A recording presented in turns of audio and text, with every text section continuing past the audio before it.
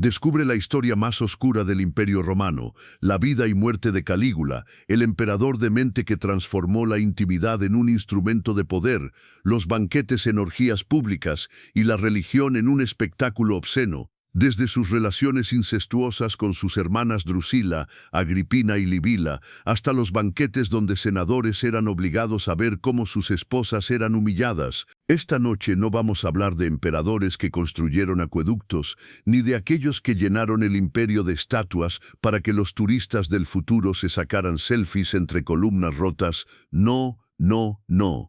Hoy abrimos la puerta secreta del palacio más oscuro de Roma para espiar al que muchos llamaron el más demente de todos, Cayo Julio César Augusto Germánico, al que la historia recuerda como Calígula. Antes de empezar, ya sabes cómo va el ritual.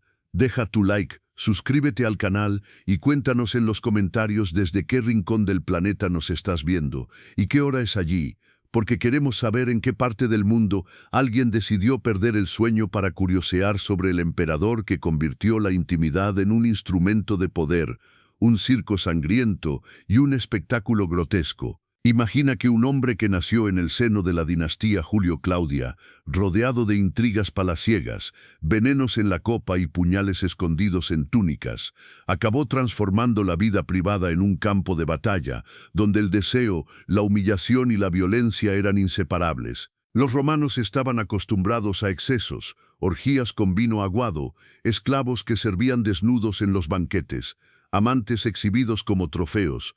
Pero lo de Calígula no fue simplemente lujuria imperial, fue otra cosa, un nuevo nivel de perversión que hacía que hasta Tiberio, el viejo emperador que se entretenía con niños en su retiro en Capri, pareciera casi un monje en comparación. Cuando Calígula subió al trono en el año 37 después de Cristo, la gente lo aclamó como si fuera un salvador, el hijo del gran Germánico, el nieto de Druso, el muchacho adorable que en los campamentos militares corría vestido con miniatura de armadura y botas, de ahí su apodo de Calígula, que significa literalmente botitas. Nadie sospechaba que aquel apodo inocente acabaría asociado con uno de los reinados más temidos de la historia, y mucho menos con un catálogo de placeres tan oscuros que los cronistas antiguos escribieron sobre ellos entre el asco y el morbo, como quien trata de denunciar al monstruo y al mismo tiempo no puede dejar de mirar. Suetonio, Dion Casio, Filón de Alejandría, todos coinciden en que el joven emperador transformó la cama en un trono de tortura, el cuerpo ajeno en un territorio conquistado y el deseo en un arma política, porque no se trataba solo de acostarse con quien quisiera, eso lo hacían todos los poderosos, sino de arrastrar al Senado, a la nobleza, a las familias enteras al espectáculo de su apetito imposible. ¿Qué hacía Calígula? Lo que no se atrevía a hacer nadie más: convertir a sus hermanas en amantes públicas, robar esposas en las bodas, humillar a senadores obligándolos a compartir lecho con él o con sus favoritos, montar burdeles dentro del palacio y anunciar tarifas, como si el imperio entero fuera su prostíbulo personal.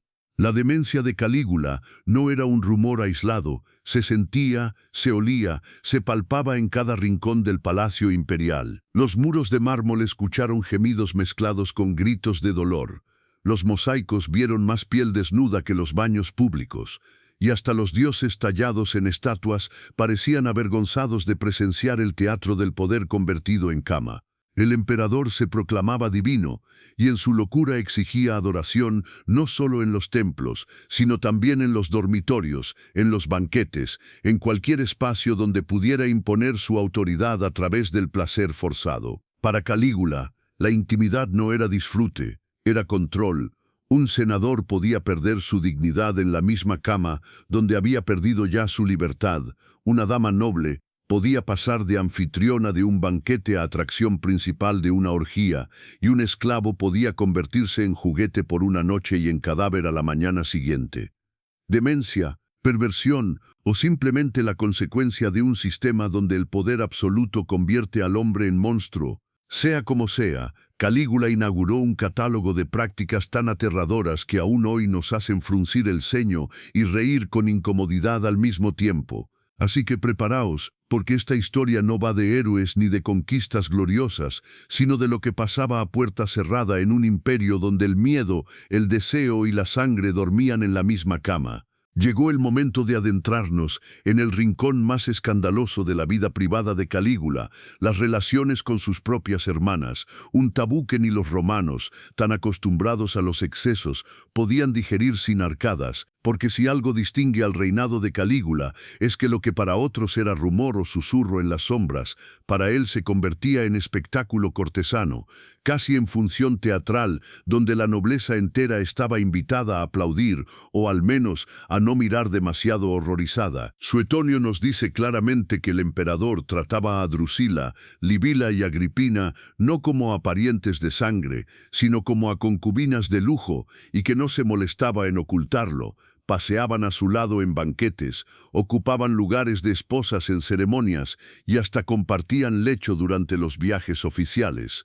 Roma, que había tolerado a Tiberio en Capri, con su zoológico humano de placeres, quedó atónita al ver cómo el nuevo emperador convertía a la dinastía Julio-Claudia en su propio harén familiar. Drusila era su favorita, la que muchos cronistas mencionan como la esposa imperial de facto, una especie de reina consorte sin título, pero con privilegios escandalosos, tanto que cuando ella murió en el año 38 después de Cristo, Calígula la deificó, la declaró diosa y lloró su pérdida como quien pierde a su amante más íntima. El incesto con Drusila no fue un rumor aislado, se contaba en las calles, se escribía en los pasillos del Senado y se respiraba en la incomodidad de los banquetes donde el emperador besaba a su hermana delante de todos, sin rubor alguno. Agripina la menor y Libila no se quedaron fuera de la ecuación. También ellas fueron arrastradas al torbellino de juegos imperiales, obligadas a representar ese teatro donde el poder borraba los límites de la sangre. No era amor, ni siquiera placer privado, era un espectáculo montado para reafirmar que Calígula podía hacer lo que ningún mortal debía. Los romanos estaban acostumbrados a ver en el escenario tragedias griegas llenas de incestos míticos, Edipo con su madre, los dioses enredados en genealogías imposibles, pero ver que su emperador hacía de esos mitos una práctica cotidiana en el palacio era otra cosa, un recordatorio de que el poder absoluto no solo corrompe, sino que lo hace con teatralidad obscena. Y lo peor, los senadores, los caballeros y los cortesanos no podían apartar la mirada porque ser testigo del incesto imperial era parte de la humillación colectiva, un recordatorio de que no había límite que no pudiera romper. El mensaje era claro: si el emperador podía acostarse con sus hermanas a plena luz del día, ¿qué otra cosa no podía hacer con las esposas, hijas o madres de cualquiera en la sala? Así, cada gesto incestuoso de Calígula era un martillazo en la moral pública, un arma de control sobre una élite que vivía entre la indignación silenciosa y el miedo a ser la próxima víctima del apetito imperial. Drusila, idolatrada como Venus, Agripina y Libila, reducidas a piezas de un tablero de humillación, todas fueron parte de una dinámica donde la cama se convirtió en tribunal y la sangre en espectáculo. El Senado murmuraba, el pueblo cuchicheaba y los cronistas anotaban entre líneas lo que nadie podía decir en voz alta, que Roma había caído tan bajo que sus dioses habrían huido avergonzados de sus templos.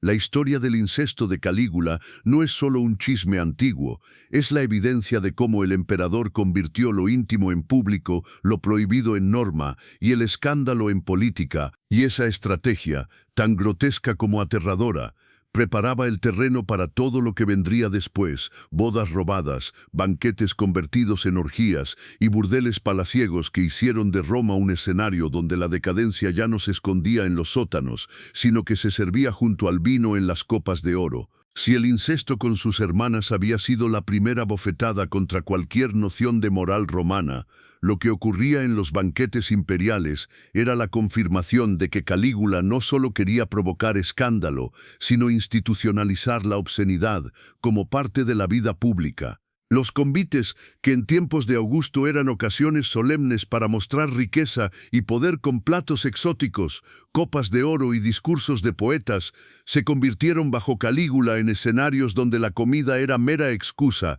y el verdadero menú estaba en los cuerpos de los invitados. Los cronistas cuentan que el emperador no tenía reparos en transformar la cena en espectáculo carnal.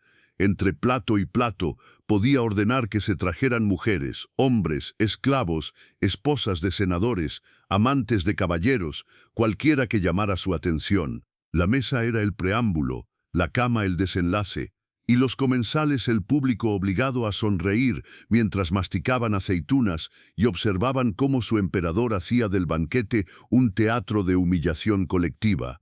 El vino corría como río y servía de lubricante para la obediencia. Cuanto más bebían, menos resistencia quedaba, y en el fondo todos sabían que decir no era una sentencia de muerte.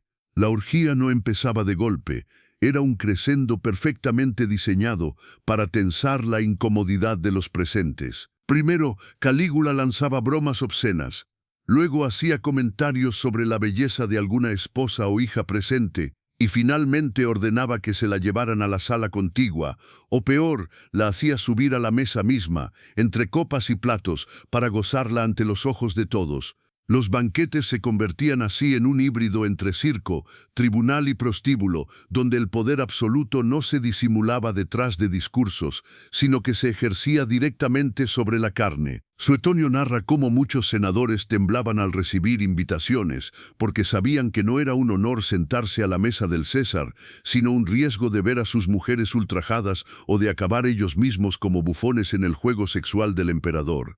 Y lo más aterrador era que no había distinción. Nobles, plebeyos, esclavos, todos podían ser arrastrados a ese escenario si la mirada de Calígula se posaba sobre ellos. La mezcla de exceso y violencia alcanzaba niveles grotescos, orgías improvisadas en medio del triclinium, parejas obligadas a fornicar bajo la risa de los presentes, senadores contemplando cómo el emperador jugaba con sus esposas, como si fueran botín de guerra. El banquete era, en realidad, una representación política. Cada acto de humillación era un recordatorio de que en Roma ya no existían fronteras entre lo público y lo privado, que el Estado estaba encarnado en la libido de un solo hombre, y que resistirse era tan inútil como intentar detener el Tíber con las manos.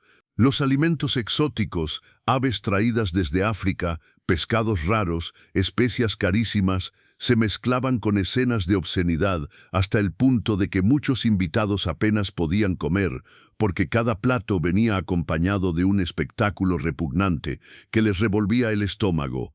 Lo que para otros emperadores era símbolo de civilización, para Calígula era plataforma de degradación. Si un senador se mostraba demasiado altivo, bastaba con que el emperador lo señalara y ordenara a su esposa que lo entretuviera delante de todos, mientras él miraba y bebía como quien degusta un buen vino. Las orgías banqueteras tenían, además, un componente de sadismo.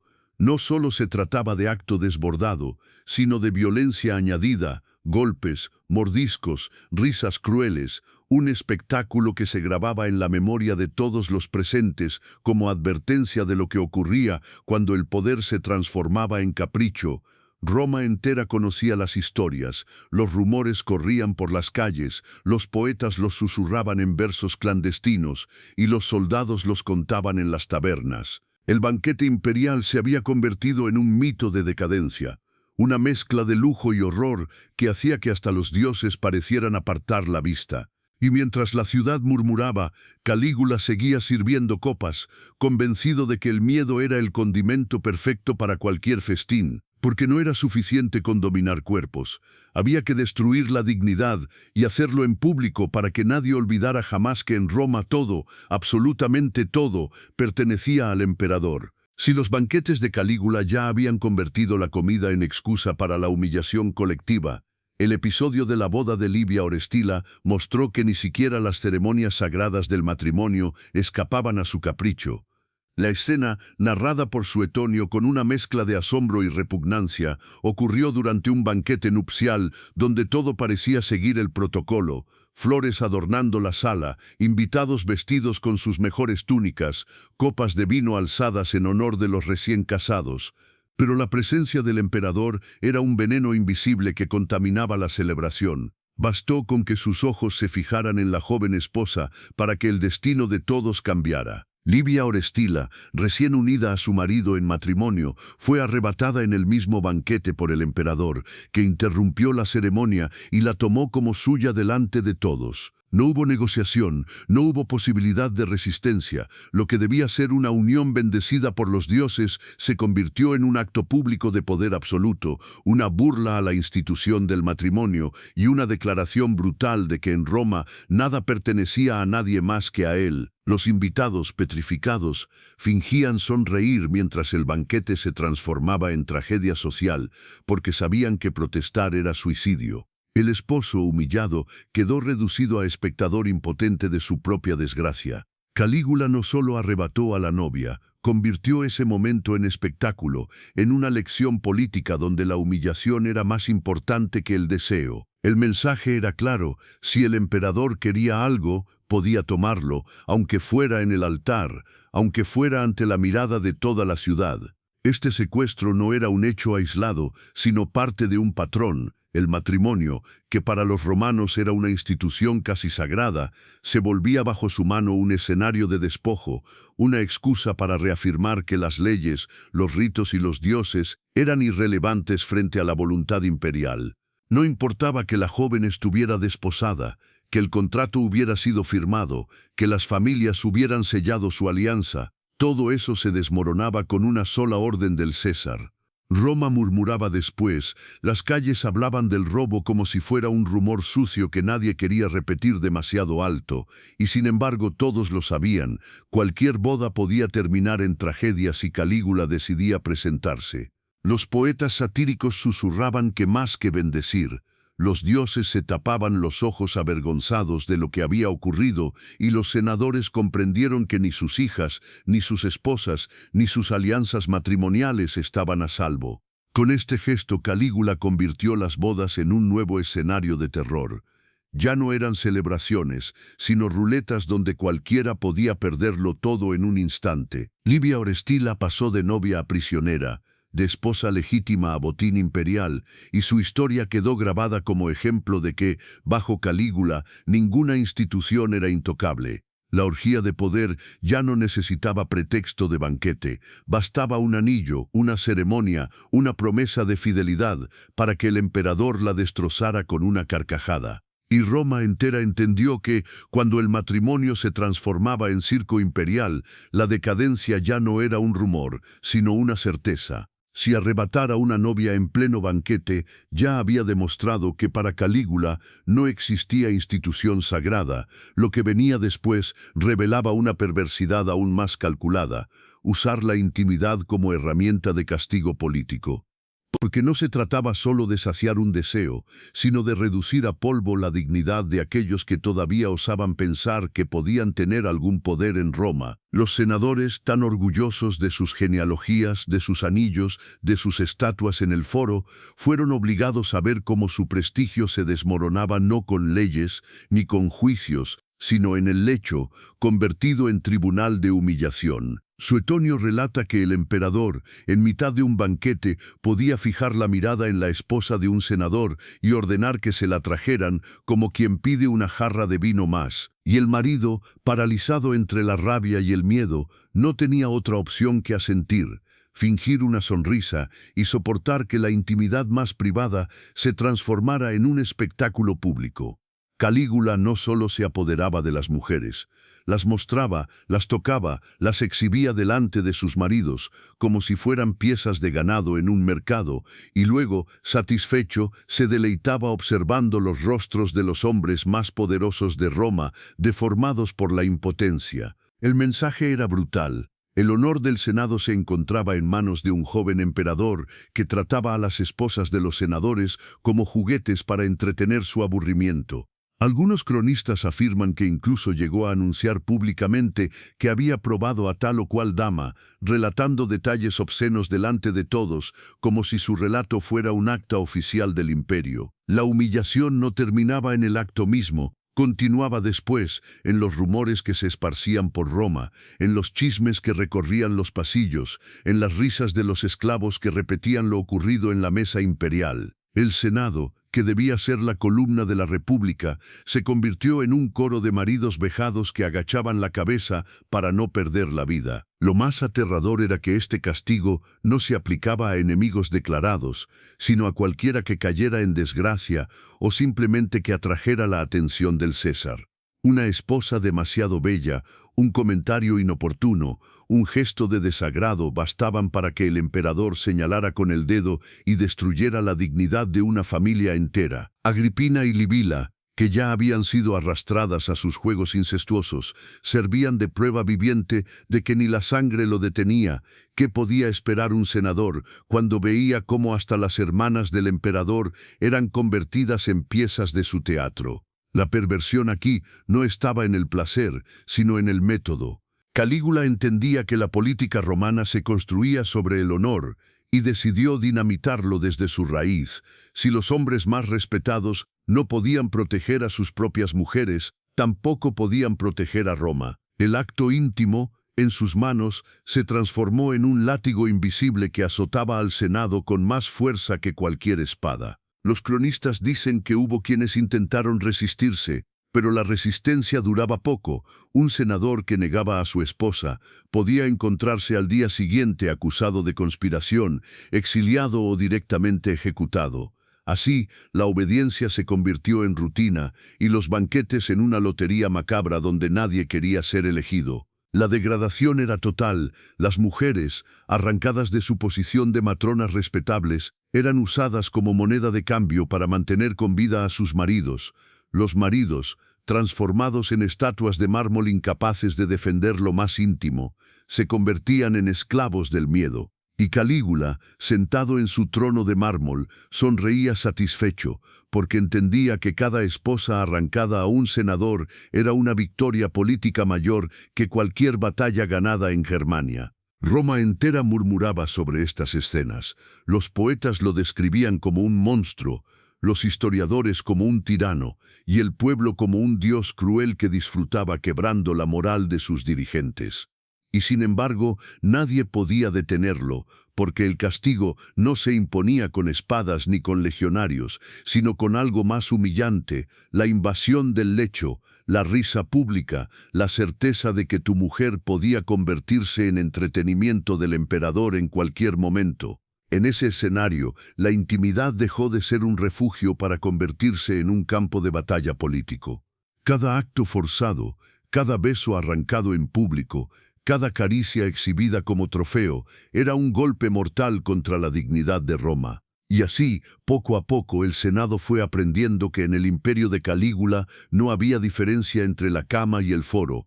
Ambos eran lugares donde el poder se ejercía sin límites, donde el deseo del emperador era ley y donde la humillación se servía con el mismo protocolo que una copa de vino en los banquetes imperiales. Si obligar a los senadores a compartir a sus esposas había sido ya la demolición del honor político, lo que vino después fue la institucionalización de la obscenidad.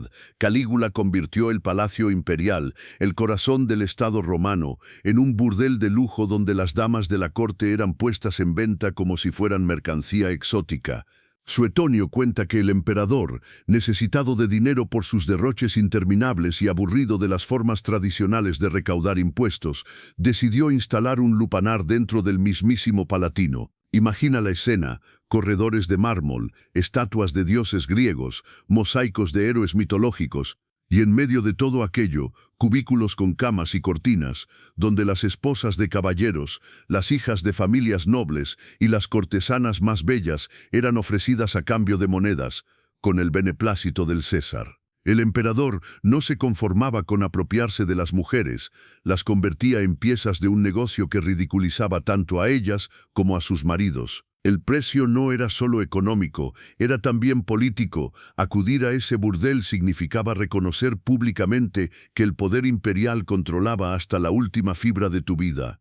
Dion Casio narra que Calígula colocaba a las damas en filas, como si fueran estatuas vivientes, obligándolas a sonreír y a atraer a los clientes con gestos aprendidos, mientras él observaba desde lo alto, riéndose de cómo los hombres más respetados de Roma se arrastraban con monedas en la mano.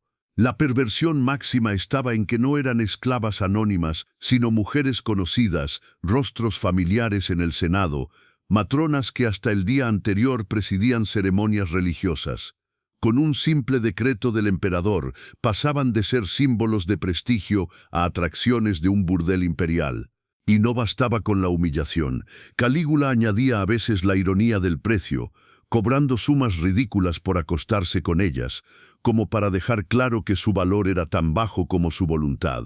El rumor de este lupanar se extendió como pólvora. Los ciudadanos acudían con curiosidad morbosa, mezclando placer y miedo, conscientes de que lo que ocurría allí no era un simple comercio, sino un acto político de sumisión colectiva. El emperador incluso fijaba tarifas públicas, escribiendo en tablillas el precio de cada dama como si se tratara de un mercado de pescado. La corte entera se convirtió en una lista de atracciones al servicio del emperador, que no perdía la ocasión de invitar a los senadores a visitar el prostíbulo y observar cómo sus mujeres eran deseadas por otros hombres.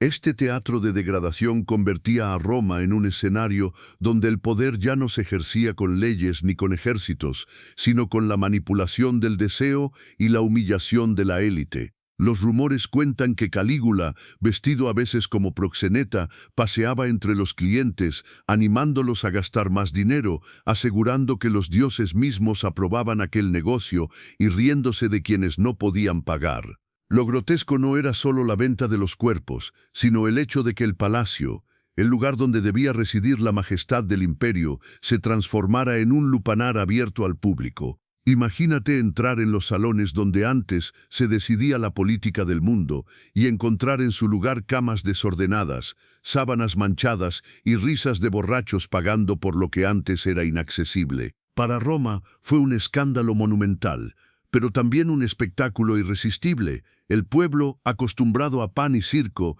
descubría que ahora tenía circo en el palacio y que las mujeres de la nobleza, que tanto los despreciaban, estaban al alcance de cualquiera con unas pocas monedas. El emperador disfrutaba observando esa inversión de jerarquías, plebeyos tocando a damas que antes ni se dignaban a mirarlos, esclavos riéndose de senadores que soportaban en silencio la vergüenza. Todo estaba cuidadosamente calculado para corroer el orden social.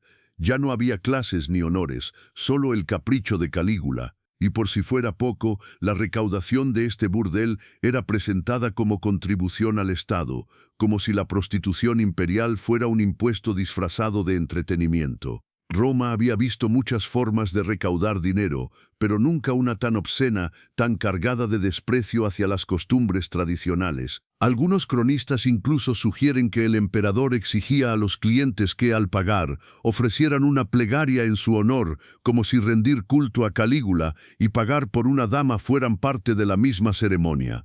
El burdel imperial se convirtió así en el símbolo de un reinado donde la intimidad era negocio, el poder era proxeneta y la nobleza entera se veía reducida a mercancía de placer. No había ya barreras entre lo sagrado y lo vulgar, entre lo político y lo íntimo. Todo se mezclaba en un mismo lodazal, bajo la carcajada de un emperador que entendía que la humillación era la mejor moneda de cambio para mantener sometido a un imperio entero. Si transformar el palacio en prostíbulo había sido ya una bofetada contra cualquier noción de dignidad, lo que vino después fue la teatralización total del desenfreno. Calígula llevó lo que antes ocurría a puerta cerrada directamente al circo, al anfiteatro, a los espectáculos públicos donde gladiadores, nobles y plebeyos compartían gradas, porque para él la intimidad no era un asunto privado, era un arma política que se debía mostrar como un trofeo ante miles de ojos.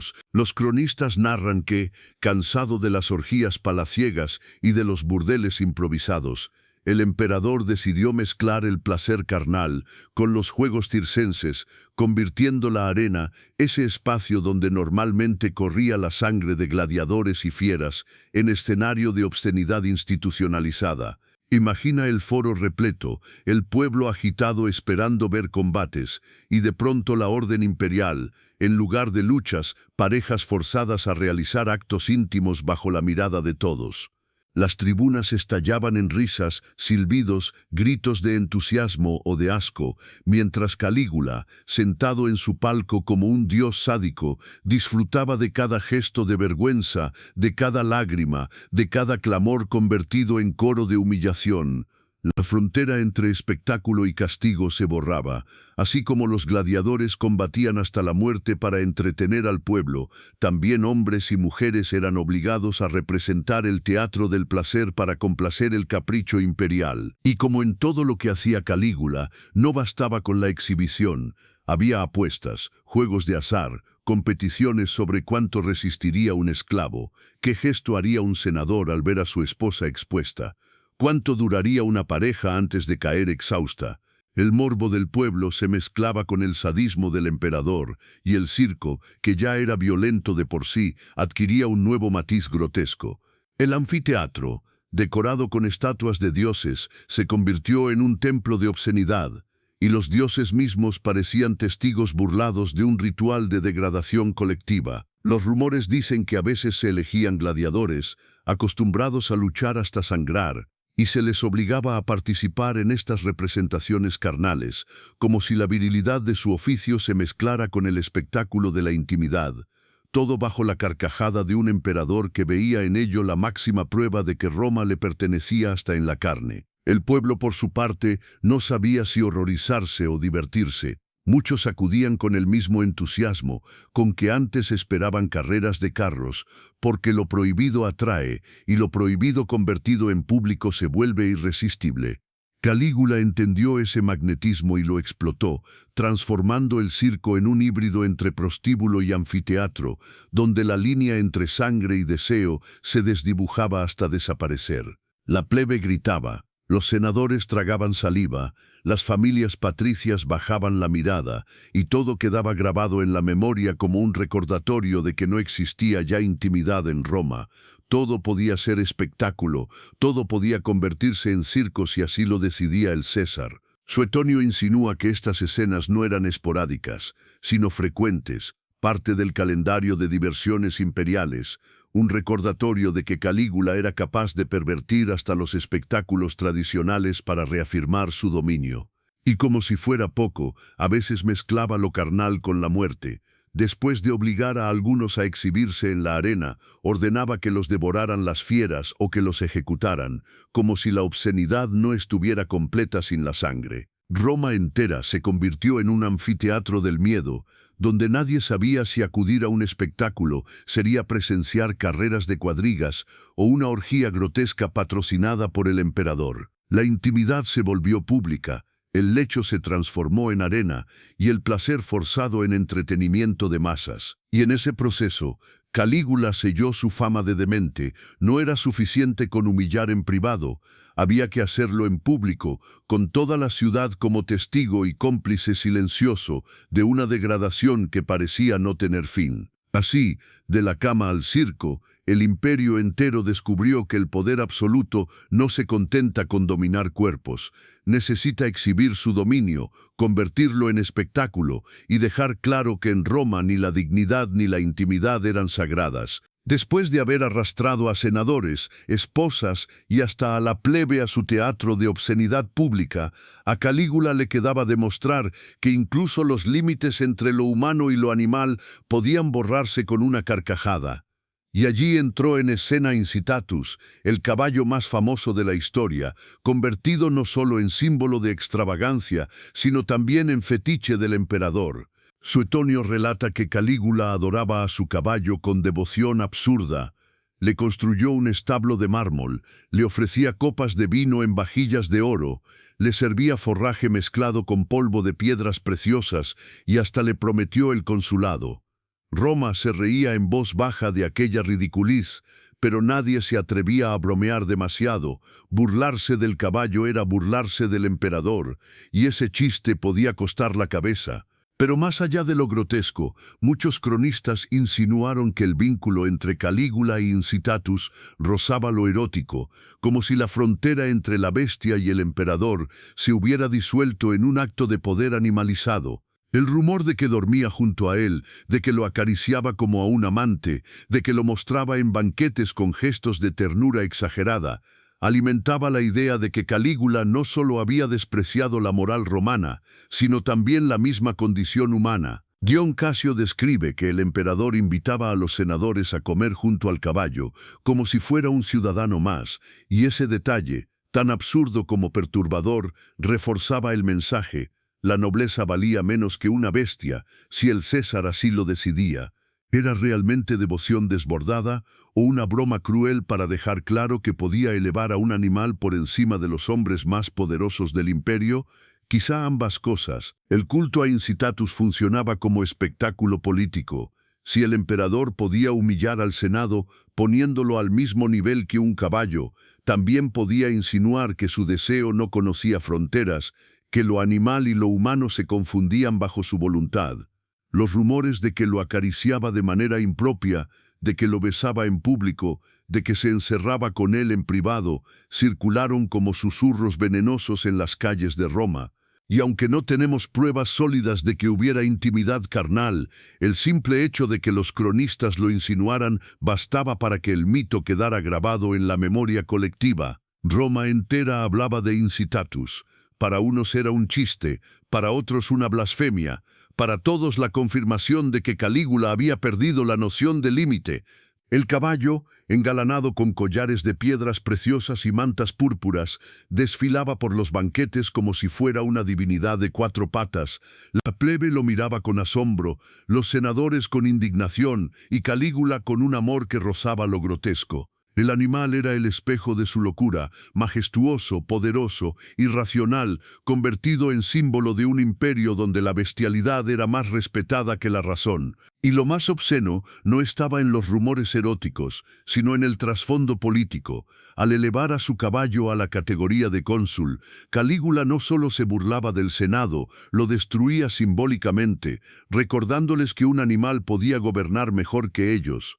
Roma, que veneraba la racionalidad de sus leyes y la disciplina de sus instituciones, vio como un emperador comparaba a la élite con un cuadrúpedo. El escándalo fue monumental, pero nadie podía detenerlo. Los mismos hombres que antes habían defendido la república a capa y espada aplaudían ahora al caballo imperial, temerosos de contrariar a su amo. Y mientras tanto, el rumor seguía creciendo, que el emperador encontraba en el animal una pureza de deseo que los humanos no podían darle, que su cariño por Incitatus era el reflejo de un impulso instintivo que desbordaba cualquier norma. Así, entre banquetes, establos de mármol y susurros obscenos, el caballo se convirtió en el amante simbólico de Calígula, en la prueba viviente de que el poder absoluto podía deformar hasta la relación más básica entre hombre y bestia. Al final, Incitatus no fue solo un caballo mimado, fue el protagonista de una farsa imperial que mostraba al mundo entero que Roma había caído en manos de un emperador capaz de confundir lo divino, lo humano y lo animal en un mismo espectáculo. Y mientras los cronistas se horrorizaban escribiendo entre líneas lo que no podían afirmar abiertamente, el pueblo seguía riendo y temblando a la vez, conscientes de que aquel caballo engalanado no era un chiste, sino la metáfora perfecta de un imperio que había perdido el rumbo entre la sangre, el deseo y la locura de un solo hombre. Si un caballo podía aspirar al consulado, ¿qué quedaba entonces para el propio Calígula? Exacto. Proclamarse Dios en vida, y no un Dios cualquiera, sino una mezcla obscena de todas las deidades, con un pie en el Olimpo y otro en la alcoba. Roma ya había coqueteado con la idea de emperadores divinizados después de muertos. Augusto fue declarado divus tras expirar, pero lo que hizo Calígula fue mucho más brutal. Él exigió adoración estando vivo, en carne y hueso, como si Júpiter, Marte, Apolo y Venus hubieran decidido encarnarse en un joven depravado que se paseaba por el palacio con túnicas doradas. Los templos de la ciudad comenzaron a recibir estatuas suyas, disfrazado de diferentes dioses. Un día se vestía como Apolo, tocando la lira. al siguiente como Júpiter con rayo en mano, y en los banquetes aparecía como Venus, con pechos falsos, maquillaje y gestos femeninos que descolocaban a la nobleza. No era un juego de carnaval, era una orden imperial. El pueblo debía venerarlo como divinidad, y esa veneración no se limitaba al incienso o a las plegarias, sino que debía manifestarse también en el lecho. Suetonio y Dion Casio narran cómo exigía a las esposas de los senadores que se acostaran con él como si se tratara de un sacrificio religioso, un tributo de carne ofrecido a la divinidad viviente. El placer carnal se convirtió en liturgia, las camas en altares y los gemidos en himnos forzados de adoración. Calígula había comprendido que el poder absoluto no bastaba, necesitaba la sacralidad para justificar hasta sus caprichos más grotescos. Y así, lo íntimo se convirtió en ritual, y cada mujer obligada a complacerlo era presentada como ofrenda, como si el propio imperio hubiera sido reducido a un cuerpo arrodillado ante su divinidad. La ironía es que no era un invento aislado. Roma estaba llena de cultos orientales, donde el desenfreno y la espiritualidad se mezclaban, desde los misterios báquicos hasta las ceremonias de Isis. Pero Calígula llevó esa fusión al extremo, borrando cualquier frontera entre religión y obscenidad. El emperador entraba en los templos vestido como un dios y exigía a los sacerdotes que lo trataran como tal, mientras las estatuas de los antiguos dioses eran retiradas para colocar su propio retrato.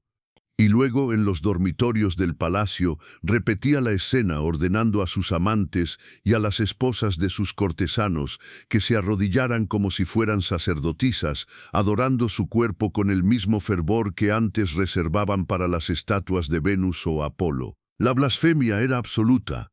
Roma, que había fundado su poder en la disciplina militar y en el respeto a los dioses, veía cómo su emperador convertía los ritos en parodias obscenas y su divinidad en excusa para el desenfreno. El culto imperial ya no era incienso en el foro, era piel en los lechos del palacio. La ciudad murmuraba horrorizada, pero también fascinada.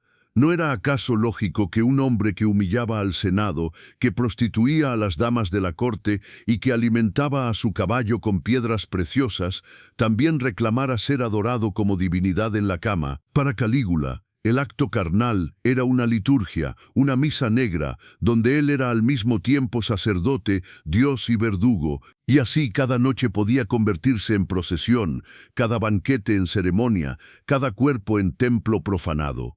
El miedo era tan grande que pocos se atrevían a rechazarlo. Aceptar formar parte del culto era una forma de sobrevivir, y negarse significaba arriesgarse a ser acusado de impiedad contra los dioses, es decir, contra el César mismo. Roma entera se convirtió en un santuario grotesco, donde el único Dios vivo no pedía sacrificios de animales, sino de dignidad, y en ese escenario, el Senado, el pueblo, y hasta los dioses de mármol quedaron reducidos a espectadores impotentes de un imperio que se arrodillaba, no ante Júpiter, sino ante la voluntad obscena de un solo hombre. Si el culto obsceno donde Calígula se proclamaba Dios ya había borrado las fronteras entre lo sagrado y lo carnal, el siguiente paso lógico en su teatro de provocaciones fue travestirse, aparecer vestido como mujer y usar esa máscara como instrumento de burla y de humillación. Roma, acostumbrada a papeles teatrales donde hombres podían interpretar personajes femeninos sobre el escenario, jamás había imaginado que su emperador haría de ese juego un acto de poder político. Calígula entendió que ponerse los ropajes de una mujer no era simple diversión.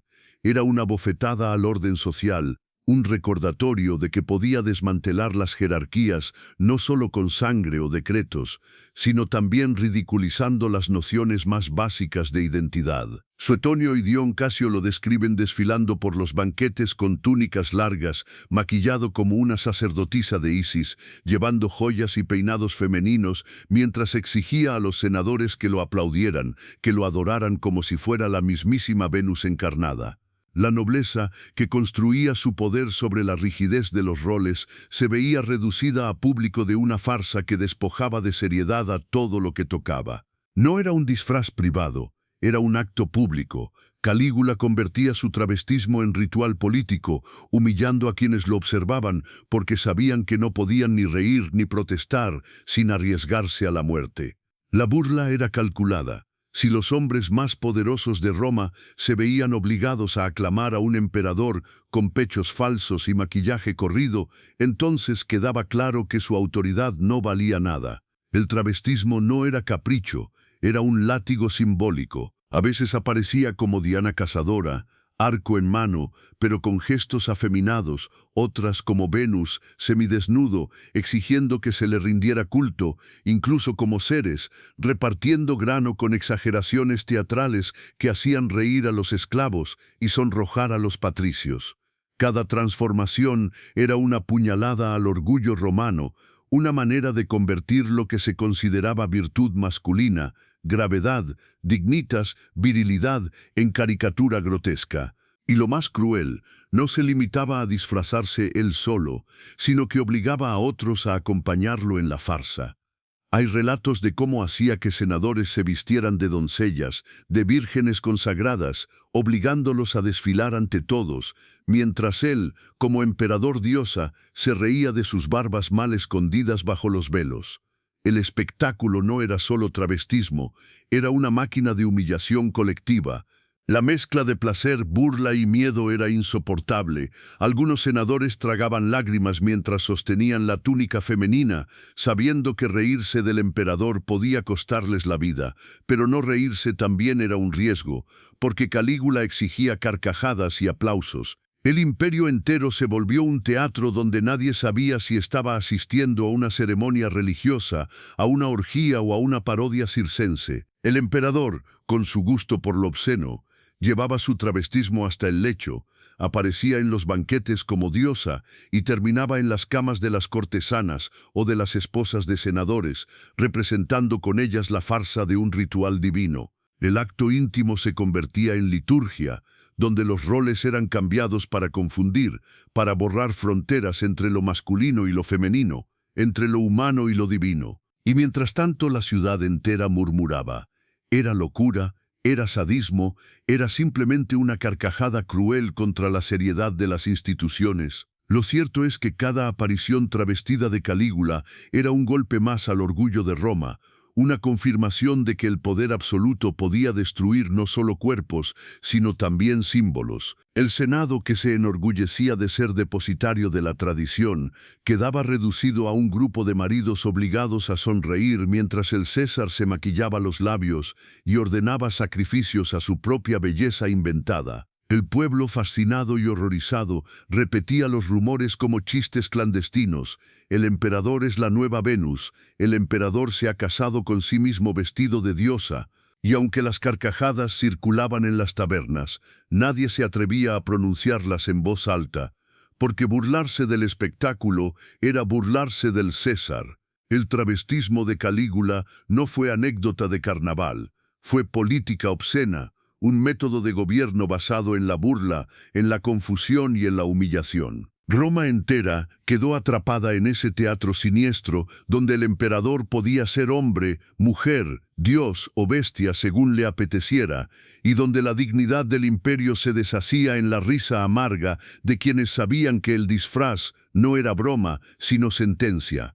Si hasta aquí habíamos visto a Calígula jugar con los cuerpos como si fueran fichas de un tablero, lo que más aterró a la nobleza romana fue descubrir que el emperador no se conformaba con poseer a las mujeres de otros.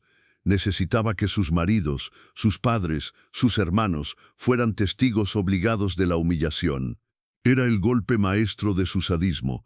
No bastaba con arrebatar lo íntimo, había que destrozar la dignidad a plena luz frente a los ojos que más dolían. Suetonio describe con crudeza cómo, en medio de los banquetes, Calígula señalaba a una esposa, la arrancaba de su lugar y se la llevaba a otra habitación, o incluso a un rincón del mismo salón, mientras el marido seguía bebiendo vino aguado, forzado a oír los gemidos que no eran de placer, sino de miedo. Y cuando regresaba, la mujer volvía despeinada, con la toga desordenada, con la mirada perdida, mientras el emperador, entre carcajadas, comentaba sus cualidades como quien reseña un plato recién probado. Esta es demasiado fría, esta otra tiene fuego, la vuestra es poco diestra. Cada palabra era un clavo más en la cruz del esposo, reducido a convidado de piedra en un espectáculo de degradación. El Senado entero temblaba cada vez que llegaba una invitación imperial. No era un honor, era una trampa. Asistir al banquete de Calígula era arriesgar la honra de la familia, porque bastaba un gesto de atención del emperador para que una esposa, una hija, incluso una prometida, se convirtiera en trofeo instantáneo. Y lo más cruel no era el acto en sí, sino la obligación de mirar, de escuchar, de ser parte del teatro de humillación. Los maridos, impotentes, sabían que una palabra de protesta equivalía a una sentencia de muerte, y por eso se quedaban inmóviles, con las manos temblando sobre las copas de oro, fingiendo indiferencia mientras su mundo se desmoronaba en la sala contigua. Dion Casio relata que a veces Calígula no se molestaba en apartarse, interrumpía la cena, hacía tumbar a la mujer sobre la mesa entre platos y copas, y allí mismo la tomaba como si el acto íntimo fuera un postre más del banquete. Los invitados petrificados no sabían si bajar la mirada o aplaudir, y lo peor era que después exigía comentarios, obligaba al marido a opinar, como si aquel ultraje fuera motivo de conversación ligera. El emperador disfrutaba de esa tensión insoportable, de ese nudo en la garganta de los senadores, porque sabía que cada silencio y cada sonrisa forzada eran pruebas de que el poder absoluto no necesitaba espadas ni guardias, bastaba con destruir la intimidad de los demás ante sus propios ojos.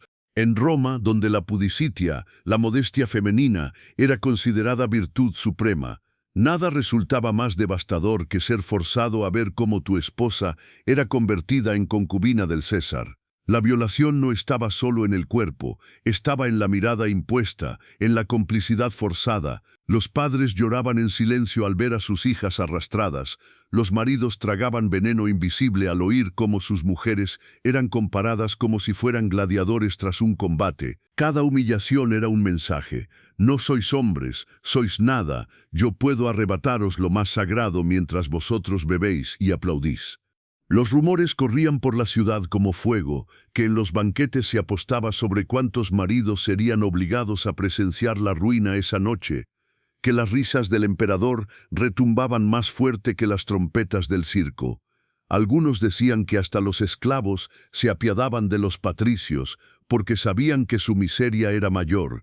Ellos podían ser golpeados, vendidos, castigados, pero al menos nadie les exigía sonreír mientras su mujer era profanada.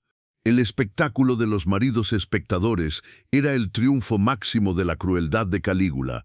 Reducía al Senado a coro mudo de tragedia obscena, obligaba a la nobleza a comerse su orgullo bocado a bocado y convertía el banquete en tribunal de ignominia. No se trataba de deseo, se trataba de dominio. Cada mujer tomada era un recordatorio de que ninguna casa, ninguna familia, ninguna tradición estaba a salvo del capricho imperial. Y cada marido obligado a mirar era un cadáver político, un hombre despojado de toda autoridad, reducido a estatua viva de impotencia. El pueblo, enterado de estos episodios por rumores y susurros, veía en ellos la confirmación de que Roma ya no pertenecía a las leyes ni a los dioses, sino a la voluntad carnal de un solo hombre. Y mientras tanto los maridos seguían brindando, con la sonrisa rígida, sabiendo que lo único más insoportable que perder a su esposa era mostrar su indignación y perder la cabeza. Así, entre copas de vino, gemidos forzados y risas crueles, Calígula convirtió la intimidad en espectáculo, y a los maridos en los espectadores más humillados de toda la historia del imperio. Roma había perfeccionado durante siglos el arte de la diplomacia, banquetes solemnes, discursos en el Senado, intercambio de regalos exóticos. Pero cuando Calígula subió al trono, decidió que todo aquello era aburrido, demasiado digno para un imperio que, en su cabeza, debía girar en torno a su persona y a sus caprichos. Y así nació su manera única de recibir embajadas extranjeras, no con tratados escritos en tablillas de cera, sino con espectáculos de desenfreno y violencia carnal que convertían cada recepción diplomática en una orgía teatralizada. Para el emperador, nada transmitía mejor el poder de Roma que mostrar a los bárbaros o a los príncipes aliados cómo el César podía convertir la intimidad en un circo donde todos obedecían. Suetonio y Dion Casio narran que los embajadores eran invitados a banquetes fastuosos, con manjares llegados de todos los rincones del imperio, pavos de África, dátiles de Arabia, perlas disueltas en vino. Pero la verdadera sorpresa llegaba cuando, tras los primeros brindis, la velada se transformaba en espectáculo obsceno. Calígula daba una señal, y de pronto esclavos y cortesanas irrumpían semidesnudos, arrastrando a esposas de senadores, amantes de caballeros, incluso a muchachos de la guardia, para escenificar ante los ojos atónitos de los visitantes escenas de fornicación forzada. Los embajadores, acostumbrados a ver procesiones solemnes y sacrificios a los dioses, se encontraban ahora frente a un teatro de humillación donde el poder se ejercía sobre cuerpos vivos, entre risas crueles y gritos ahogados. El mensaje era claro: así como domino a mi pueblo, así domino al mundo. Si aquí hasta los nobles se convierten en actores de mis caprichos, ¿qué podéis esperar vosotros, extranjeros? La orgía no era solo entretenimiento, era diplomacia por el terror. Un príncipe aliado que llegaba a Roma podía salir convencido de que resistirse a César era tan inútil como intentar apagar el Vesubio con un cubo de agua. Porque si el Senado mismo tragaba su orgullo mientras sus esposas eran mancilladas ante ojos extranjeros, ¿qué esperanza quedaba para un rey fronterizo o un embajador venido del este? Lo más brutal era que Calígula disfrutaba exhibiendo no solo el placer, sino la violencia. No se trataba de escenas sensuales, sino de un catálogo de brutalidad, golpes, mordiscos, empujones, gritos que se mezclaban con la música de flautas y címbalos.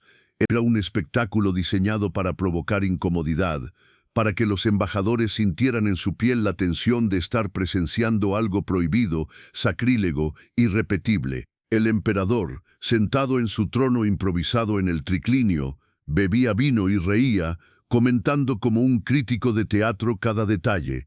Mirad cómo grita, observad cómo se resiste, ved cómo incluso un senador puede ser reducido a juguete. Roma, que había hecho de su disciplina y su gravitas el sello de su poder, se convertía en una burla obscena frente a los ojos del mundo. Pero esa era precisamente la estrategia, transformar el bochorno en instrumento político. Los embajadores, incapaces de protestar, se marchaban a sus tierras contando que el César era un dios viviente, capaz de someter a su propia nobleza, de convertir un banquete en prostíbulo y de usar la intimidad como espada diplomática. ¿Quién se atrevería a desafiar a un hombre que podía ordenar a un padre mirar cómo su hija era forzada mientras los extranjeros aplaudían? Los rumores sobre estas recepciones corrieron como pólvora por el Mediterráneo. Algunos decían que los germanos enviados a Roma regresaron aterrados, convencidos de que enfrentaban a un loco con poderes divinos. Otros aseguraban que los embajadores de reinos lejanos, fascinados por la riqueza, se dejaron seducir por el espectáculo y lo contaban en sus cortes como prueba del lujo romano. Sea como fuere, Calígula había reinventado la diplomacia, no con pactos, sino con intimidación carnal, no con tratados, sino con humillaciones públicas. El pueblo de Roma lo sabía y lo comentaba en los foros. Aquí ya no se firman alianzas, aquí se desnudan cuerpos. La plebe, mitad horrorizada y mitad divertida, convertía los relatos en chistes obscenos, repitiendo las anécdotas como si fueran fábulas indecentes. Y mientras tanto, el Senado tragaba sangre y silencio, consciente de que cada nueva recepción era una herida más a su dignidad colectiva.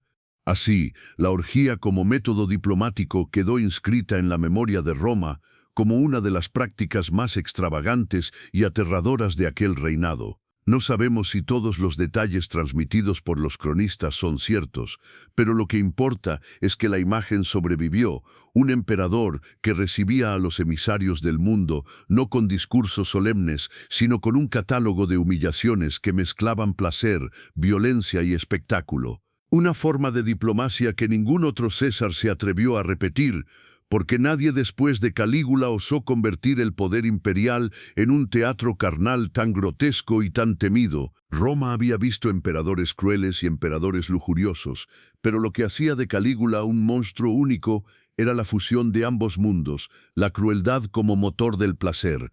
Para él, el sufrimiento físico no era un accidente, era un condimento necesario. El dolor ajeno se transformaba en un ingrediente erótico, una especia amarga que intensificaba su desenfreno. Suetonio insinúa que la violencia no quedaba fuera de su intimidad, sino que era parte inseparable del ritual. Calígula encontraba en los gritos, en las lágrimas, en la resistencia rota, el verdadero clímax de su dominio. Y en esto radicaba lo más perturbador.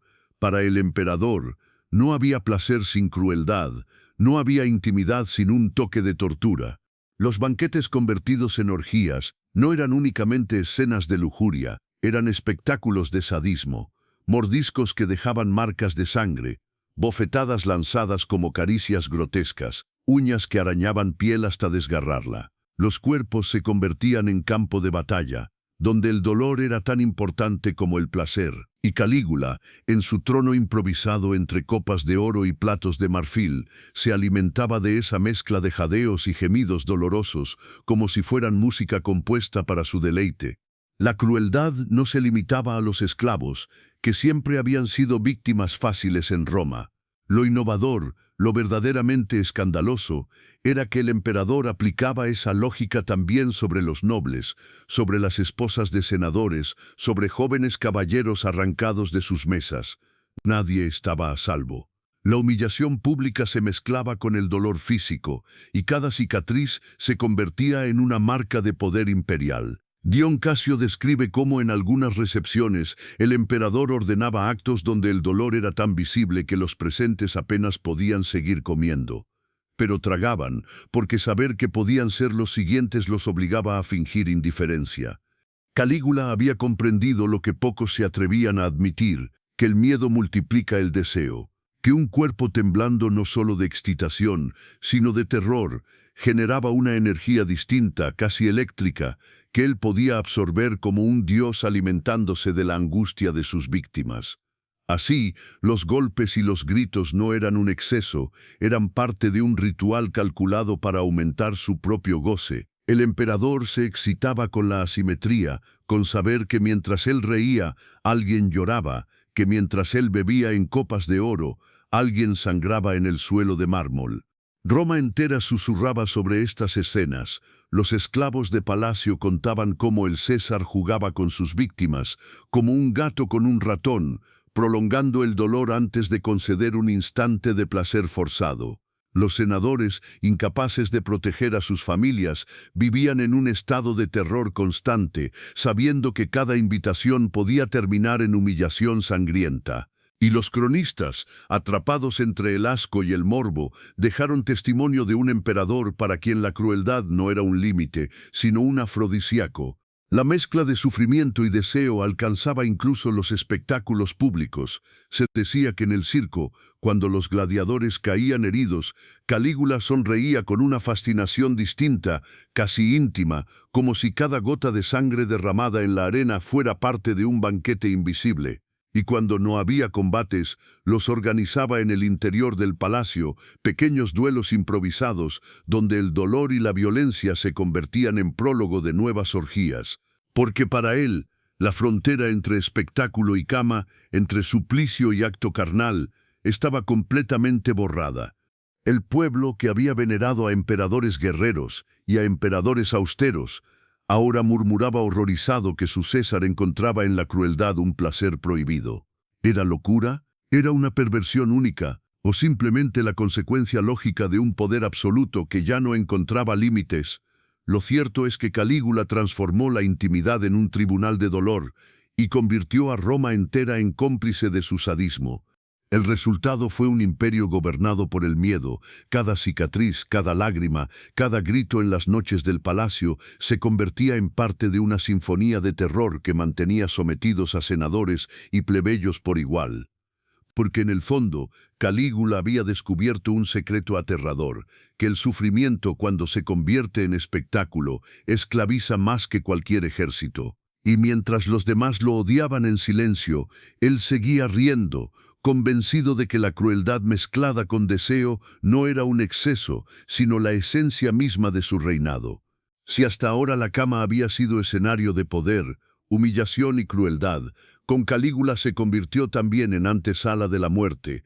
En su lógica retorcida, la intimidad no terminaba cuando el acto concluía, muchas veces desembocaba en el cadalso, en la ejecución fría de quienes habían sido forzados a complacerlo.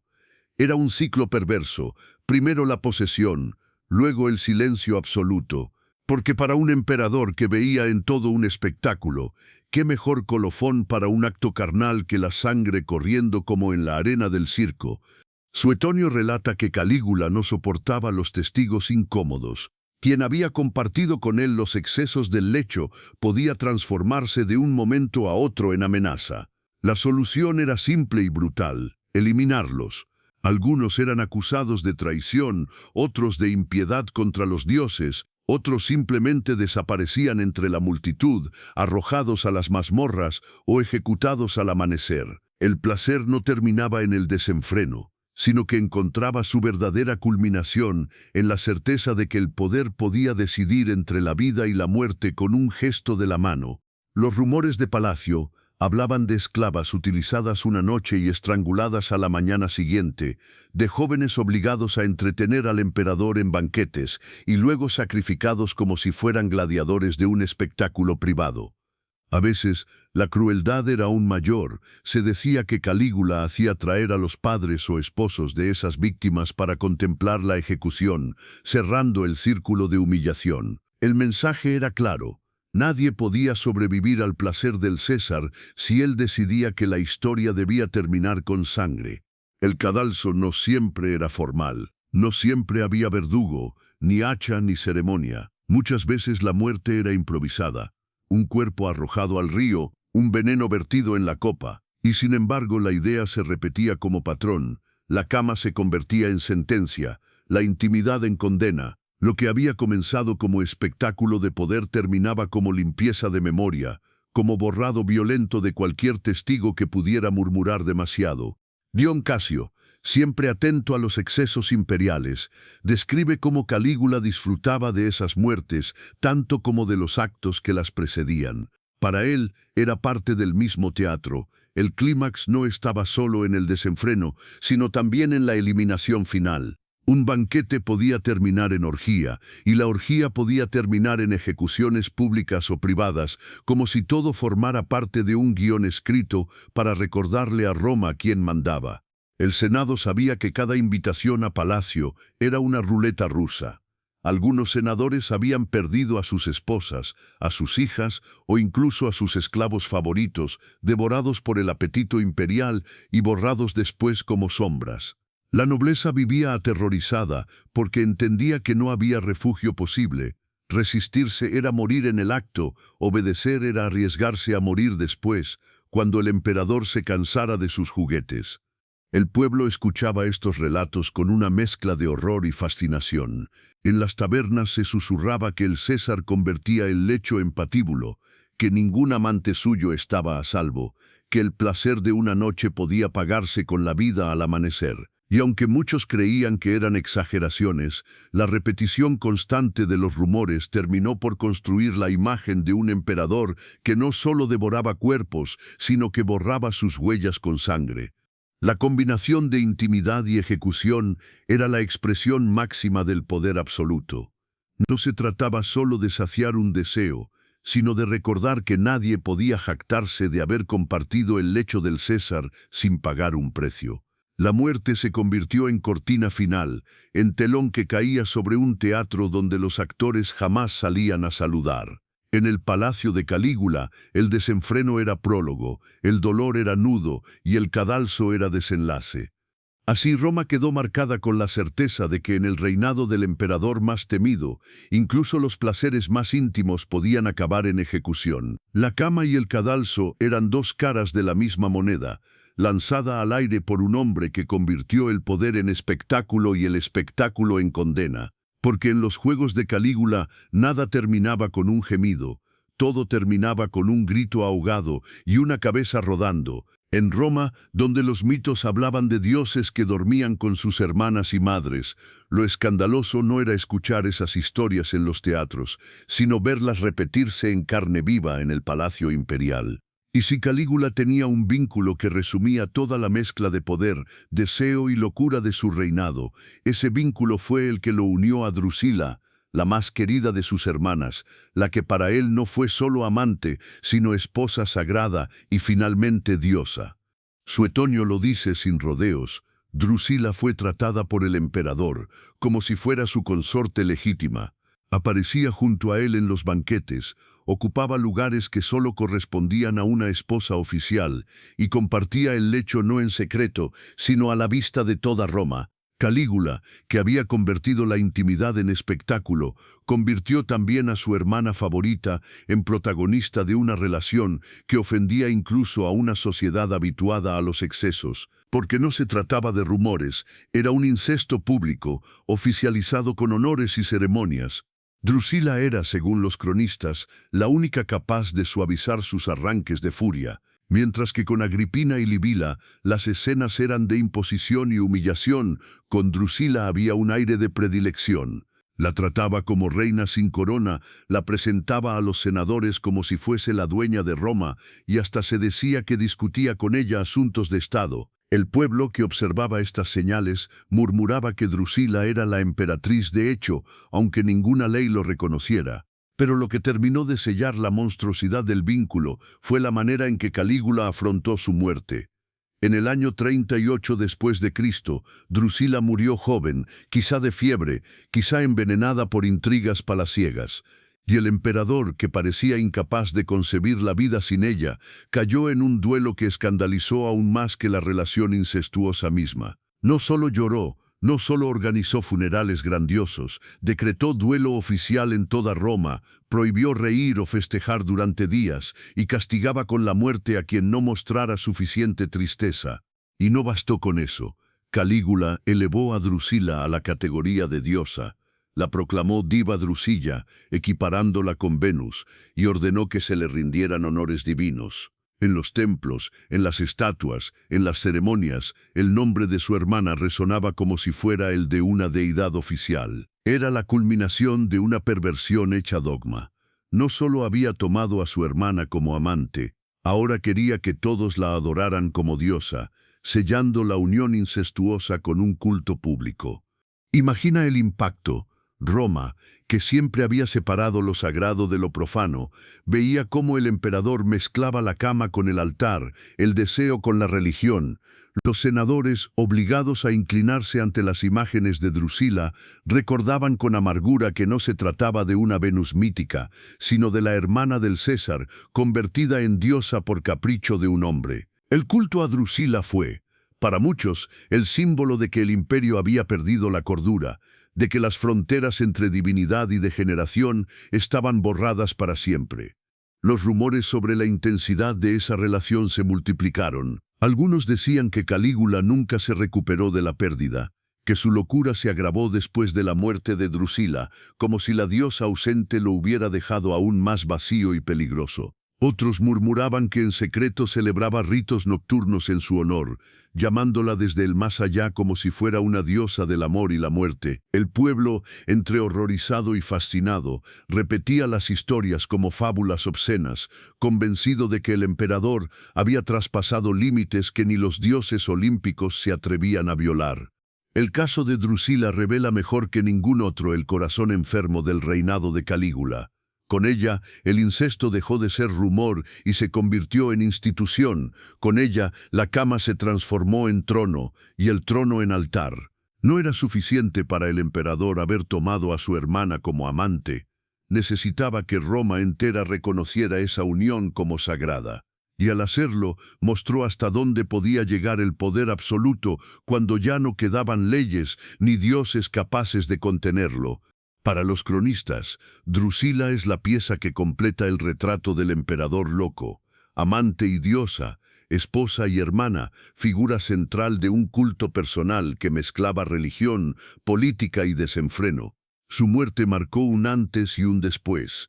Hasta entonces, Calígula había sido un joven depravado y cruel. después de Drusila, se convirtió en el monstruo sin freno, convencido de que si podía deificar a su hermana, podía deificar también sus deseos más oscuros. En la memoria de Roma quedó la certeza de que la historia de Drusila no era solo un escándalo privado, sino un síntoma del derrumbe moral del imperio. Porque cuando un César convierte a su hermana en diosa y al incesto en religión, no es solo su locura la que se manifiesta, es la evidencia de que la maquinaria del poder ha perdido cualquier límite y que la ciudad eterna, aquella que se enorgullecía de sus leyes, está gobernada por la voluntad caprichosa de un hombre que confunde el altar con el lecho y la sangre con la divinidad.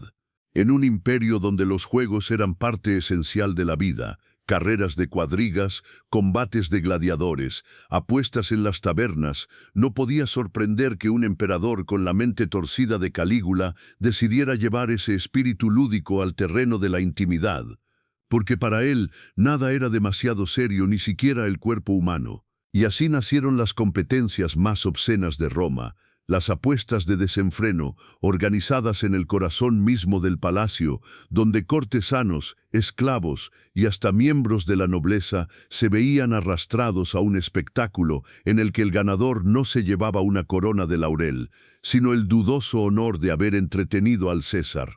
Los banquetes eran el escenario perfecto. Tras los primeros brindis, cuando las copas ya estaban medio vacías y el aire impregnado de vino y especias, Calígula daba la orden. Como en el circo donde un gesto de la mano podía decidir la vida de un gladiador, aquí bastaba una palabra suya para que comenzara la competencia. Escogía parejas al azar, un esclavo y una dama, un caballero y una cortesana, a veces incluso senadores con sus propias esposas. El público no estaba compuesto de plebeyos excitados, sino de los hombres más poderosos de Roma, obligados a reír y aplaudir mientras veían cómo su emperador transformaba la intimidad en un juego de apuestas.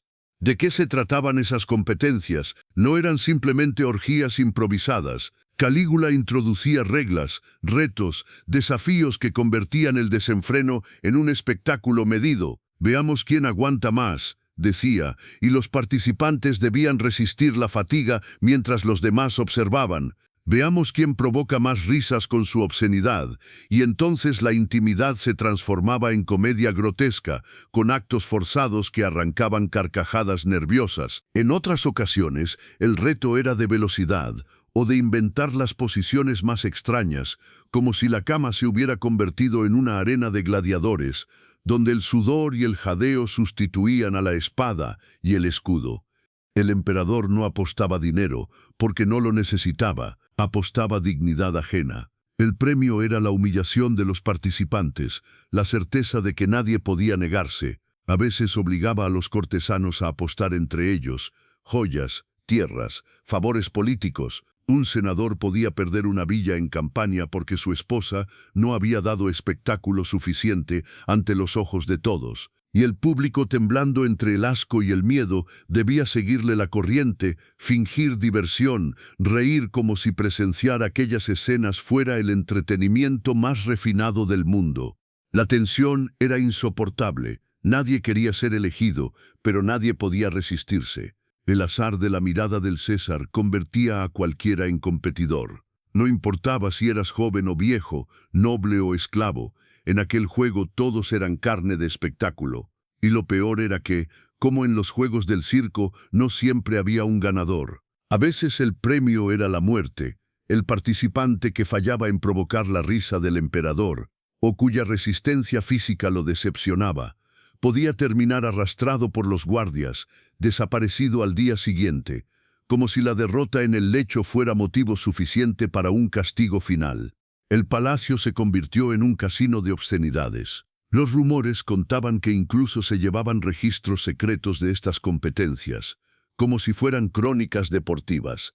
¿Quién había durado más? ¿Quién había provocado más risas? ¿Quién había sido humillado con mayor intensidad? Los esclavos, siempre atentos, transmitían estas historias en las calles, y el pueblo murmuraba con fascinación morbosa: en Roma ya no se apuesta por caballos, se apuesta por cuerpos. Para Calígula, estas apuestas eran algo más que entretenimiento. Eran una forma de diplomacia interna, un recordatorio de que nadie estaba por encima de su voluntad. Si podía obligar a los hombres más poderosos del imperio a prostituir su dignidad en una competencia grotesca, ¿qué resistencia podía esperar de ellos en el Senado? El juego era en realidad un acto político disfrazado de orgía, un método de control que reducía a la élite a simples piezas en el tablero de su desenfreno. Los cronistas, atrapados entre la indignación y la fascinación, anotaron estos rumores como prueba del delirio imperial. Suetonio menciona la costumbre del emperador de ridiculizar públicamente a los nobles, y Dion Casio insinúa que la intimidad en su corte no era privada, sino espectáculo público. Aunque no relatan con detalle la existencia de apuestas organizadas, la tradición posterior adornó el mito con estas competencias obscenas que encajaban demasiado bien en el retrato del César demente. Para los romanos, acostumbrados a los juegos y a las apuestas, la idea de trasladar esa lógica al terreno del placer carnal fue la gota que colmó el vaso. Lo que en el circo era emoción, en el palacio se transformaba en humillación, y la risa del emperador, que resonaba como trueno en aquellos banquetes, era el recordatorio de que en Roma ya no se jugaba por gloria ni por fortuna, se jugaba por sobrevivir a los caprichos de un hombre que confundía la dignidad con una moneda y la intimidad con un espectáculo público. Así, las apuestas sexuales de Calígula quedaron en la memoria colectiva como símbolo del reinado más obsceno. No sabemos si cada detalle fue real o si la leyenda aumentó el escándalo, pero lo cierto es que la imagen sobrevivió.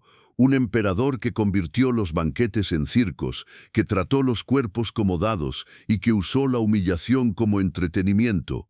Porque en el palacio de Calígula todo podía convertirse en apuesta, y la moneda siempre era la misma, la dignidad humana, arrojada a los pies de un César que jugaba con ella como quien lanza una ficha en el tablero del azar. En un imperio donde los matrimonios de los emperadores solían ser instrumentos de poder, alianzas políticas con mujeres de linaje impecable, Calígula decidió, como siempre, hacer lo contrario, elegir a una mujer que no encajaba en ninguno de los moldes esperados.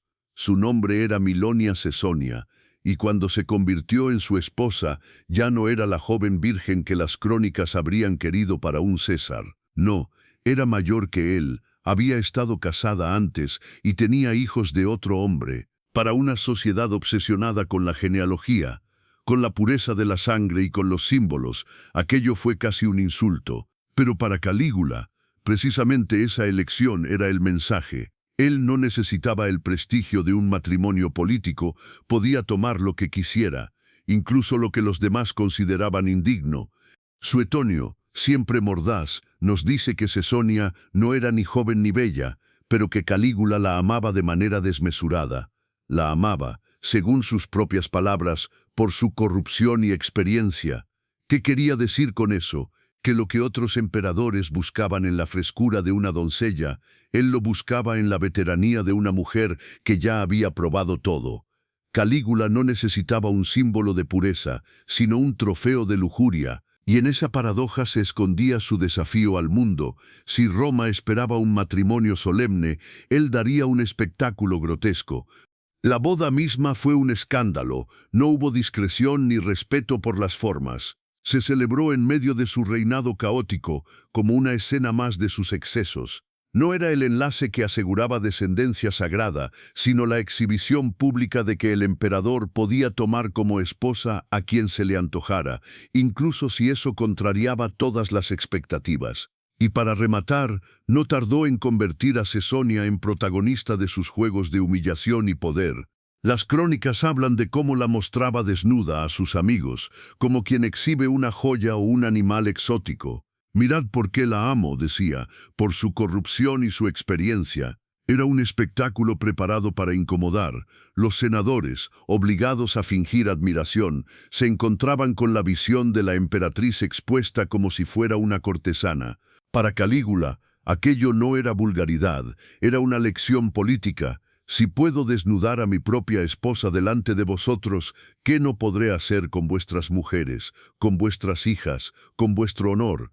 Cesonia, lejos de ser una víctima pasiva, parece que jugó su papel con la intensidad que exigía el emperador. Los rumores decían que compartía con él el gusto por la extravagancia, que se mostraba sin pudor y que incluso animaba a Calígula en sus excesos. La corte entera la veía como una especie de sacerdotisa del desenfreno imperial, la mujer que había logrado cautivar al monstruo no por inocencia, sino por experiencia, y en ese detalle estaba la esencia de la relación, mientras que Drusila había sido el amor incestuoso, sagrado y elevado a diosa, Cesonia fue la amante transformada en esposa, la cómplice terrenal de los caprichos del César. Pero como todo en la vida de Calígula, la pasión estaba teñida de peligro. Se decía que la amaba con tanta intensidad que se volvía celoso hasta la paranoia. No toleraba la idea de que otro pudiera mirarla y al mismo tiempo la exponía a él mismo, jugando con el límite entre la adoración y la humillación. Era un amor contradictorio, la exhibía como trofeo, pero la vigilaba como posesión sagrada. Esa mezcla de devoción y crueldad era el reflejo de la propia psique del emperador. Incapaz de amar sin destruir, incapaz de poseer sin humillar. El matrimonio con Cesonia también tuvo un desenlace sangriento. De la unión nació Julia Drusila, llamada así en honor a la hermana favorita del emperador, deificada tras su muerte. Calígula presentó a la niña como hija de un dios y nieta de una diosa, porque él mismo se creía divino y su hermana Drusila había sido elevada al rango de deidad. La familia imperial se convertía así en un delirio de culto y perversión, pero aquel linaje no tendría futuro. Cuando los conspiradores asesinaron a Calígula en el año 41, Cesonia fue ejecutada casi de inmediato y la pequeña Julia Drusila fue estrellada contra un muro para borrar toda huella de aquella estirpe maldita. El matrimonio enloquecido acabó en tragedia, como todo lo que rodeaba al emperador. Para los romanos, Cesonia quedó como símbolo de la decadencia del régimen. No era la noble esposa que garantizaba continuidad, sino la amante exhibida como objeto de placer y humillación. Su matrimonio con Calígula fue la confirmación de que el imperio ya no estaba regido por leyes ni tradiciones, sino por los caprichos de un hombre que confundía el amor con la exhibición, la intimidad con el espectáculo y el matrimonio con un juego obsceno. En la memoria de Roma, la boda enloquecida con Cesonia se recuerda como un episodio que resume la esencia del reinado de Calígula: desafío a las normas, insulto a la moral pública, exceso convertido en ceremonia. No hubo alianzas políticas ni pactos dinásticos, solo un emperador que se burló de todos casándose con quien nadie esperaba, y que convirtió a su esposa en pieza central de un teatro de lujuria y poder. Un matrimonio que no unió familias ni consolidó linajes, sino que selló, con el ridículo y la sangre, el destino de un imperio que veía cómo sus dioses, sus leyes y sus valores eran arrastrados al abismo del capricho imperial. Si el matrimonio con Milonia Cesonia había sido ya un desafío a las normas romanas, el nacimiento de su hija Julia Drusila fue la oportunidad para que Calígula llevara su delirio aún más lejos. No bastaba con haber convertido a su esposa en espectáculo público, ni con haber hecho de su hermana Drusila una diosa. Ahora tocaba unir todas esas piezas en una sola criatura, una niña que no sería presentada como hija mortal, sino como la encarnación de una dinastía divina, mezcla de sangre, poder y delirio. Los cronistas no se cansan de subrayar el gesto. Dion Casio nos dice que Calígula proclamó que su hija era hija de un dios y nieta de una diosa. ¿Qué quería decir con eso? Sencillo, él mismo se consideraba un dios viviente, encarnación de Júpiter o de Neptuno según le convenía, y su hermana Drusila, aquella con la que había tenido relación incestuosa, había sido deificada tras su muerte. La ecuación era clara: Julia Drusila no era simplemente la hija de un emperador, era el fruto de un linaje sagrado, la heredera de un imperio convertido en culto religioso. La forma en que la mostraba en público era casi una parodia de los rituales tradicionales. En lugar de guardarla en la intimidad del gineceo, Calígula la presentaba en los banquetes, la exhibía en brazos de Cesonia, la mostraba como un trofeo. Miradla, decía, no es como vuestros hijos, es hija de un dios. Roma, Acostumbrada a la solemnidad de los rituales familiares, veía con horror cómo la inocencia de una niña era utilizada como propaganda obscena, porque en sus palabras no había ternura paterna, sino arrogancia imperial. Julia Drusila no era un bebé, era una pieza más en el teatro de la divinización. Los rumores, como siempre, multiplicaron la obscenidad. Se decía que Calígula la vestía con pequeños atuendos de lujo, que la adornaba con joyas impropias de su edad, como si fuera una muñeca destinada a deslumbrar en los banquetes. Algunos insinuaban incluso que juraba que su hija sería adorada como diosa en vida, del mismo modo que había proclamado a Drusila, su hermana, como Venus rediviva. La niña se convertía así en símbolo de un poder sin límites, en prueba viviente de que la sangre imperial ya no pertenecía al mundo de los hombres, sino al de los dioses. Para el Senado, aquella exhibición era insultante. Los senadores, obligados a inclinar la cabeza ante una criatura que apenas balbuceaba, entendían el mensaje: si debían venerar a la hija del emperador como si fuera una deidad, su propia dignidad ya no valía nada. El gesto era calculado, la política convertida en paternidad sacralizada, el linaje transformado en propaganda, y el cuerpo inocente de una niña utilizado como bandera del delirio. Pero lo más perturbador era la sombra de Drusila, la hermana muerta, planeando sobre la cuna de la pequeña. Llamarla Julia Drusila no fue casualidad, era un acto de resurrección simbólica. La manera de Calígula de unir en un solo ser a la amante divinizada y a la hija recién nacida. Era como si quisiera prolongar para siempre la unión incestuosa, como si la niña fuera heredera de un amor prohibido que se negaba a desaparecer. Roma veía en ese nombre un eco del escándalo. No era la Julia inocente, era la Drusila renacida, la diosa niña del emperador loco. La corte entera vivía entre la fascinación y el miedo. Algunos aduladores se apresuraban a llamarla Pequeña Venus, otros la veían como un augurio de desgracia, y en las calles el pueblo murmuraba que aquella criatura no traería paz ni gloria, sino más desgracia para Roma, porque si un emperador era capaz de proclamar divina a una niña en pañales, ¿qué límite quedaba para sus delirios? El destino de Julia Drusila, como todo lo que tocaba Calígula, fue trágico. Apenas vivió unos años. Cuando los conspiradores asesinaron al emperador en el año 41, la furia contra su linaje no perdonó ni a la esposa ni a la hija. Cesonia fue ejecutada y la pequeña Julia Drusila, según relatan las fuentes, fue asesinada brutalmente, estrellada contra un muro para borrar cualquier vestigio de aquella sangre maldita. El ciclo se cerraba de la manera más cruel. La niña que había sido presentada como hija de un dios, murió como víctima inocente de la venganza política. La historia de Julia Drusila resume en sí misma la esencia del reinado de Calígula. No fue un simple padre orgulloso, sino un emperador que convirtió a su hija en símbolo de su delirio.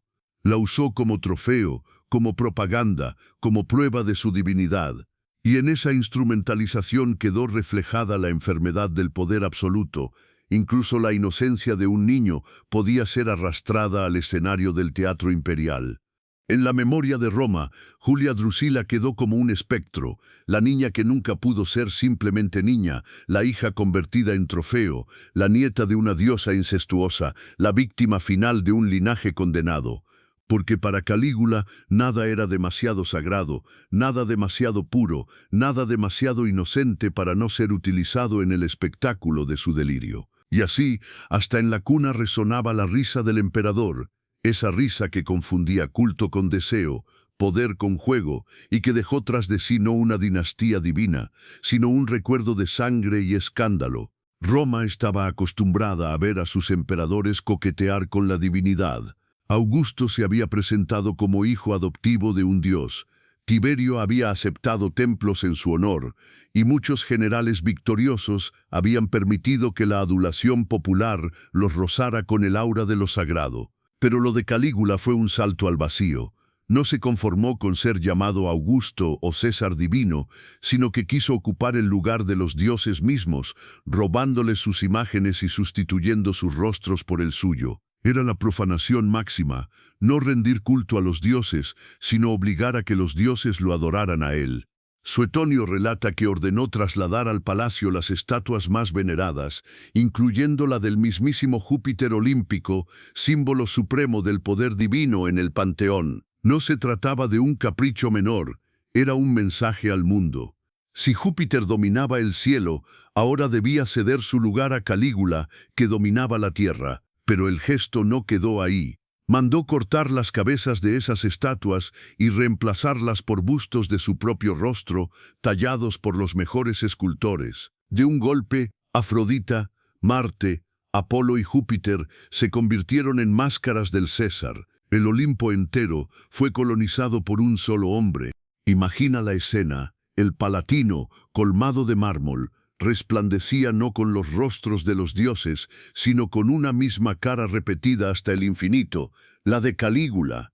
Donde antes los fieles buscaban los rasgos serenos de Minerva, encontraban la mirada delirante del emperador. Donde antes brillaba el poder viril de Hércules, aparecía el gesto caprichoso del César. El palacio era un espejo grotesco en el que todos los dioses habían sido despojados de identidad para ser réplicas de un mortal que se creía eterno.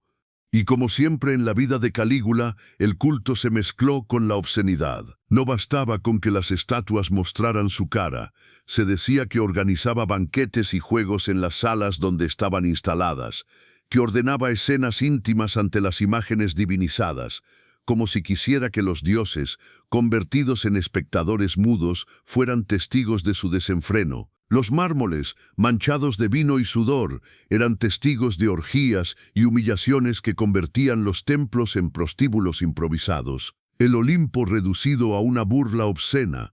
Los senadores, obligados a presenciar aquello, entendían el mensaje: si los dioses mismos habían sido despojados de su sacralidad, ¿qué podía esperar la élite humana?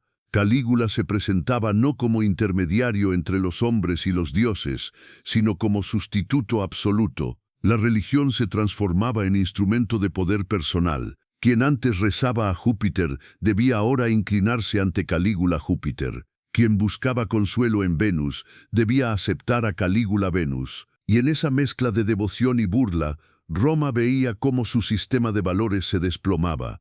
Los rumores decían que incluso llegó a profanar el templo de Jerusalén, insinuando que pensaba instalar allí una estatua suya, algo que los judíos consideraban sacrilegio intolerable. Filón de Alejandría y Josefo relatan el pánico que esta noticia generó. No era solo una provocación política, era un ataque directo al corazón de una religión monoteísta que no admitía imágenes. Para muchos, esa fue la prueba definitiva de que el emperador había traspasado todos los límites, no solo los de Roma, sino los del mundo entero. El pueblo murmuraba entre asco y miedo. Los templos ya no eran espacios de veneración, sino depósitos de imágenes saqueadas. Los fieles, que antes acudían a rezar, ahora se encontraban con estatuas mutiladas, decapitadas, profanadas por la vanidad del César. ¿Cómo seguir rezando a un dios cuya cabeza había sido reemplazada por la de un hombre? La fe se transformó en burla, el culto en parodia, la devoción en humillación. Para Calígula, sin embargo, aquello era coherente. Si el poder absoluto lo convertía en dueño de cuerpos y almas, ¿por qué no también en dueño de los dioses? Su lógica era simple. Si dominaba Roma, dominaba el mundo. Si dominaba el mundo, debía ser Dios. Y como Dios no aceptaba compartir el Olimpo, lo ocupaba entero con su imagen. La mezcla de culto y obscenidad alcanzaba su culmen en los rituales que organizaba en honor a sí mismo. Se decía que vestía como Apolo, con túnicas doradas y lira en mano, o como Venus, con vestidos femeninos y peinados elaborados. Sus travestismos no eran caprichos aislados, sino parte de ese juego: encarnar a cada divinidad, absorberla, suplantarla. Roma veía desfilar en un mismo cuerpo a los dioses y a las diosas, todos fusionados en un emperador que confundía el teatro con la religión, la política con el desenfreno. El resultado fue devastador para la moral pública.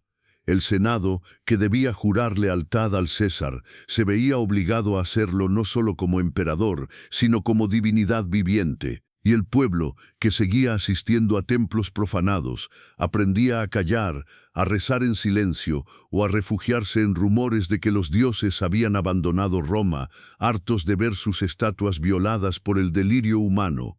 Las divinidades profanadas por Calígula no fueron solo un acto de arrogancia, fueron el espejo de un sistema político en el que el poder absoluto había borrado las fronteras entre lo humano y lo divino, entre el culto y la obscenidad.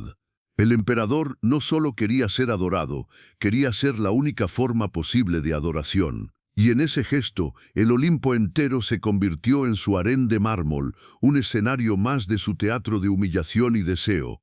Así quedó grabada en la memoria de Roma la imagen de un emperador que cortó las cabezas de los dioses para poner la suya. No fue un símbolo abstracto, sino un acto tangible de mutilación sagrada.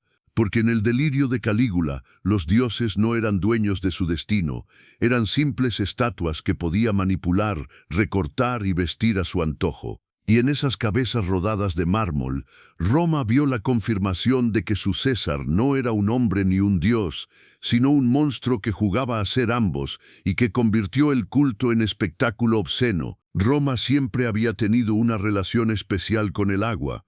Las termas no eran simples lugares de limpieza, eran templos de sociabilidad, de cultura y de placer refinado.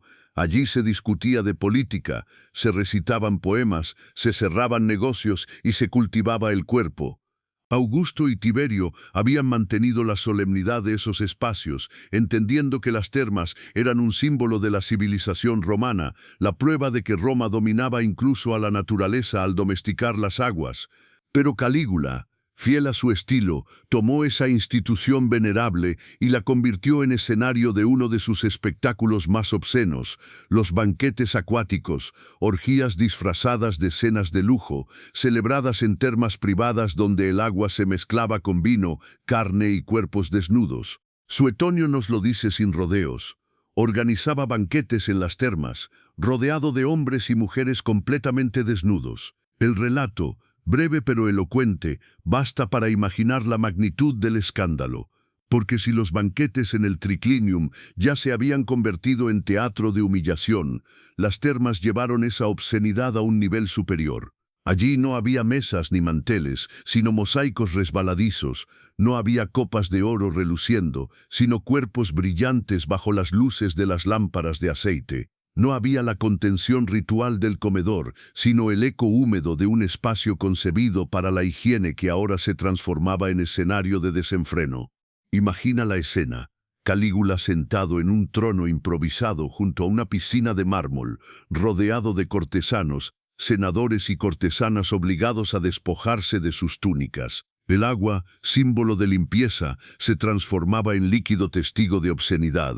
Entre risas nerviosas y miedo disfrazado de entusiasmo, los invitados eran obligados a sumergirse, a nadar, a entrelazarse bajo la mirada del emperador. Las mujeres de la nobleza compartían espacio con esclavas, los jóvenes caballeros con gladiadores, y todos eran arrastrados al mismo torbellino donde la jerarquía desaparecía, reemplazada por una igualdad forzada en la humillación. El banquete no se servía en platos, sino en bandejas que flotaban en el agua, impulsadas por esclavos. Copas de vino navegaban como pequeñas barcas, bandejas con frutas y carnes pasaban de mano en mano mientras el agua las salpicaba. Y entre un bocado y otro, Calígula señalaba a una pareja y ordenaba que se unieran allí mismo, sobre el mármol mojado, para divertir a los demás. La intimidad se confundía con espectáculo, la higiene con sudor, el placer con miedo. Los rumores hablan incluso de que a veces hacía llenar las piscinas con vino en lugar de agua, para convertir la embriaguez en parte inseparable del ritual. Otros decían que soltaba aves exóticas dentro de las termas, que revoloteaban entre los cuerpos desnudos, como si el emperador quisiera transformar la obscenidad en un carnaval surrealista. Nada estaba prohibido. Las paredes de mármol, que habían sido diseñadas para guardar los susurros de los filósofos, ahora resonaban con gemidos, gritos y carcajadas grotescas. El pueblo, al enterarse de estas escenas, murmuraba con mezcla de asco y fascinación. Las termas públicas, accesibles a todo romano, eran lugares de cierta promiscuidad, sí, pero dentro de un orden social aceptado.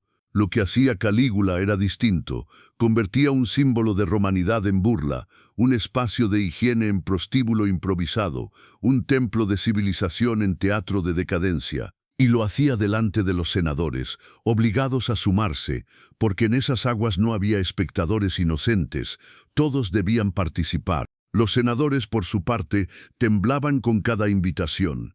Sabían que no era un honor ser llamado a los baños imperiales, sino un riesgo. Cualquier gesto de pudor podía interpretarse como desobediencia, cualquier mirada de disgusto como traición. Y así, aquellos hombres que en el Senado discutían leyes y decretos, acababan desnudos, chapoteando en el agua, fingiendo sonrisas mientras sus esposas eran arrastradas a los brazos del emperador o de algún gladiador designado como compañero de juegos. El poder se ejercía allí con más crudeza que en cualquier discurso. Se ejercía en los cuerpos, en el agua, en la piel mojada de los súbditos. Los cronistas, como siempre, no pudieron evitar resaltar el contraste. Donde antes los romanos habían demostrado al mundo su grandeza construyendo acueductos y termas colosales, ahora su emperador convertía esas mismas aguas en cloacas de humillación. No era solo lujuria, era una profanación simbólica. Lo que debía ser fuente de salud se transformaba en fuente de corrupción. La crueldad no estaba ausente de esos juegos acuáticos. Se decía que Calígula a veces obligaba a los invitados a permanecer bajo el agua, a competir en resistencia, a arriesgar la vida para divertirlo. Un banquete podía terminar en ahogamiento, y el agua, en lugar de limpiar, se teñía de tragedia. Como en todos los espectáculos del emperador, el placer y la muerte estaban siempre entrelazados. En la memoria de Roma, aquellas escenas quedaron como símbolo de la degradación final. Las termas imperiales, que habían nacido como orgullo de la civilización, transformadas en burdel y circo. Y Calígula, sentado en su trono de mármol mojado, riendo mientras su corte chapoteaba desnuda, encarnaba la imagen perfecta de un imperio que había confundido la gloria con la obscenidad. El amor, cuando se mezcla con el poder absoluto, deja de ser ternura y se convierte en posesión. Y en el caso de Calígula, esa posesión se transformaba en algo todavía más peligroso, un cóctel de deseo, miedo y celos que podía llevar a cualquiera, incluso a su esposa más querida, a la amenaza de la muerte. La historia de su relación con Milonia Cesonia lo demuestra con claridad. El mismo emperador que la mostraba desnuda a sus amigos como trofeo de lujuria, que decía amarla por su corrupción y experiencia, era capaz de volverse contra ella en un acceso de furia y prometerle la muerte si alguna vez osaba traicionarlo. Los cronistas antiguos coinciden en que Calígula amaba y temía a Cesonia a la vez. La amaba porque encarnaba lo que él buscaba, la complicidad en el exceso, la madurez que no le negaba nada, la mujer que no temía acompañarlo en sus juegos más obscenos. Pero también la temía porque en un mundo de intrigas, venenos y puñales escondidos bajo las túnicas, incluso la amante podía convertirse en conspiradora. Y en esa tensión vivía la relación entre la adoración y la sospecha, entre la exhibición orgullosa y la amenaza velada. Se cuenta que, en medio de un banquete, Calígula le dijo en público que podía matarla en cualquier momento, por amor y por celos, como quien mezcla confesión y sentencia en la misma frase.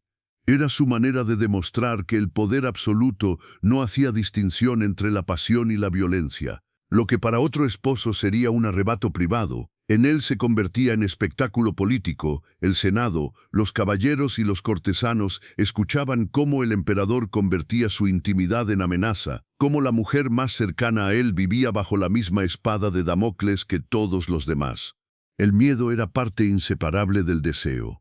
Cesonia, que parecía disfrutar del papel de cómplice, sabía que en cualquier momento podía convertirse en víctima.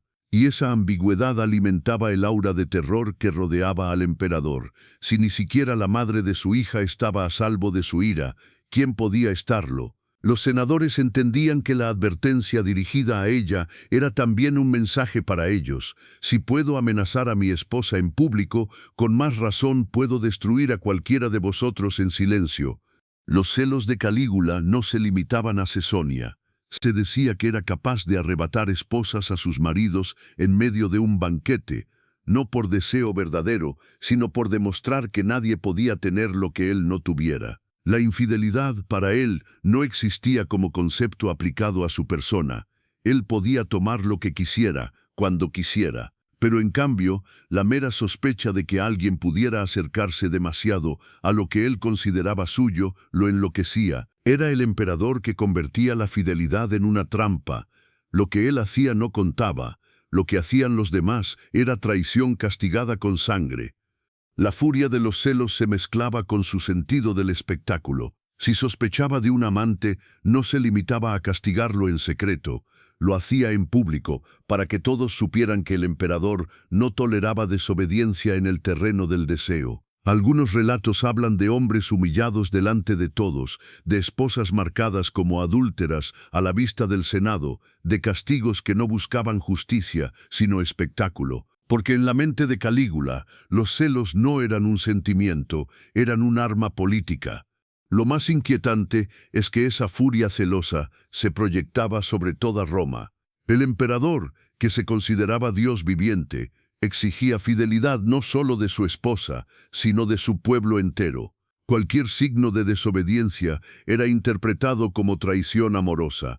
Un senador que no aplaudía lo suficiente, un caballero que no reía sus bromas, un sacerdote que dudaba en sus ritos. Todos eran infieles potenciales a su divinidad, y todos podían recibir el mismo castigo que él prometía a Cesonia, la muerte, por amor y por celos. El desenlace de la historia muestra hasta qué punto esa mezcla de pasión y violencia fue real. Cuando los conspiradores asesinaron a Calígula en el año 41, no tardaron en ejecutar a Cesonia. Algunos decían que fue porque ella representaba la continuidad del delirio, otros que había estado demasiado implicada en los excesos, otros simplemente que había que cortar de raíz la estirpe maldita. Lo cierto es que su muerte, junto a la de la pequeña Julia Drusila, cerró con sangre la historia de una familia que había sido presentada como divina, pero que terminó como víctima de la furia humana.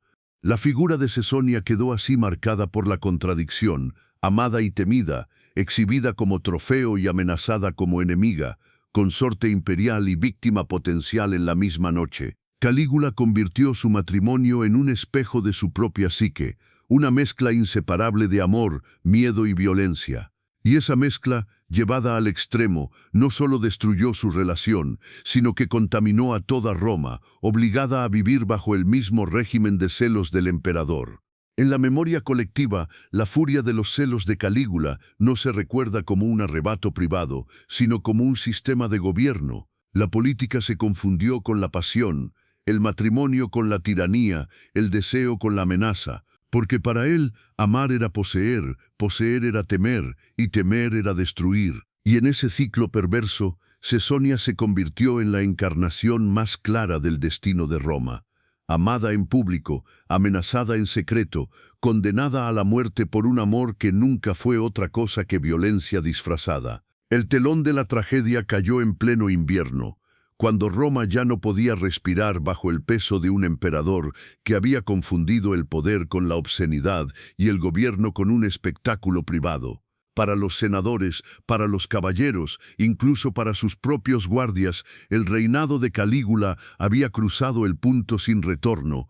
No era ya el miedo a los impuestos, ni la arbitrariedad política, sino la vergüenza constante de ser arrastrados a su teatro de humillaciones lo que hacía insoportable su presencia. El resentimiento se había ido acumulando en silencio, cada esposa ultrajada, cada rito profanado, cada banquete convertido en parodia de la moral romana, era un clavo más en el ataúd de la paciencia senatorial. Pero lo que precipitó la conjura fue la certeza de que aquel espectáculo no tenía fin, que mañana habría nuevos excesos, nuevas risas grotescas, nuevas afrentas que nadie podría detener. Los pretorianos, que debían ser su escudo, también se sentían degradados. Los había utilizado no como guardia de honor, sino como cómplices forzados de sus juegos más indecentes. Y en esa complicidad nació el odio.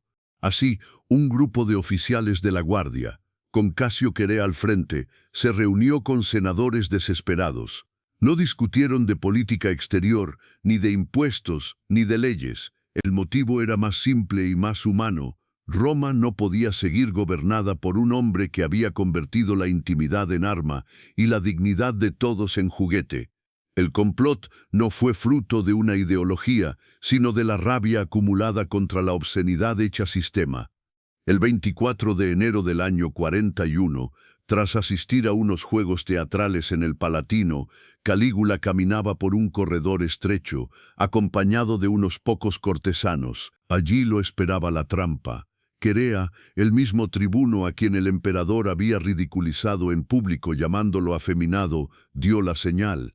Dagas ocultas bajo las túnicas salieron a la luz. El emperador, que se creía intocable, apenas tuvo tiempo de gritar. Los golpes cayeron uno tras otro, furiosos, casi vengativos, como si cada puñalada quisiera borrar una humillación pasada.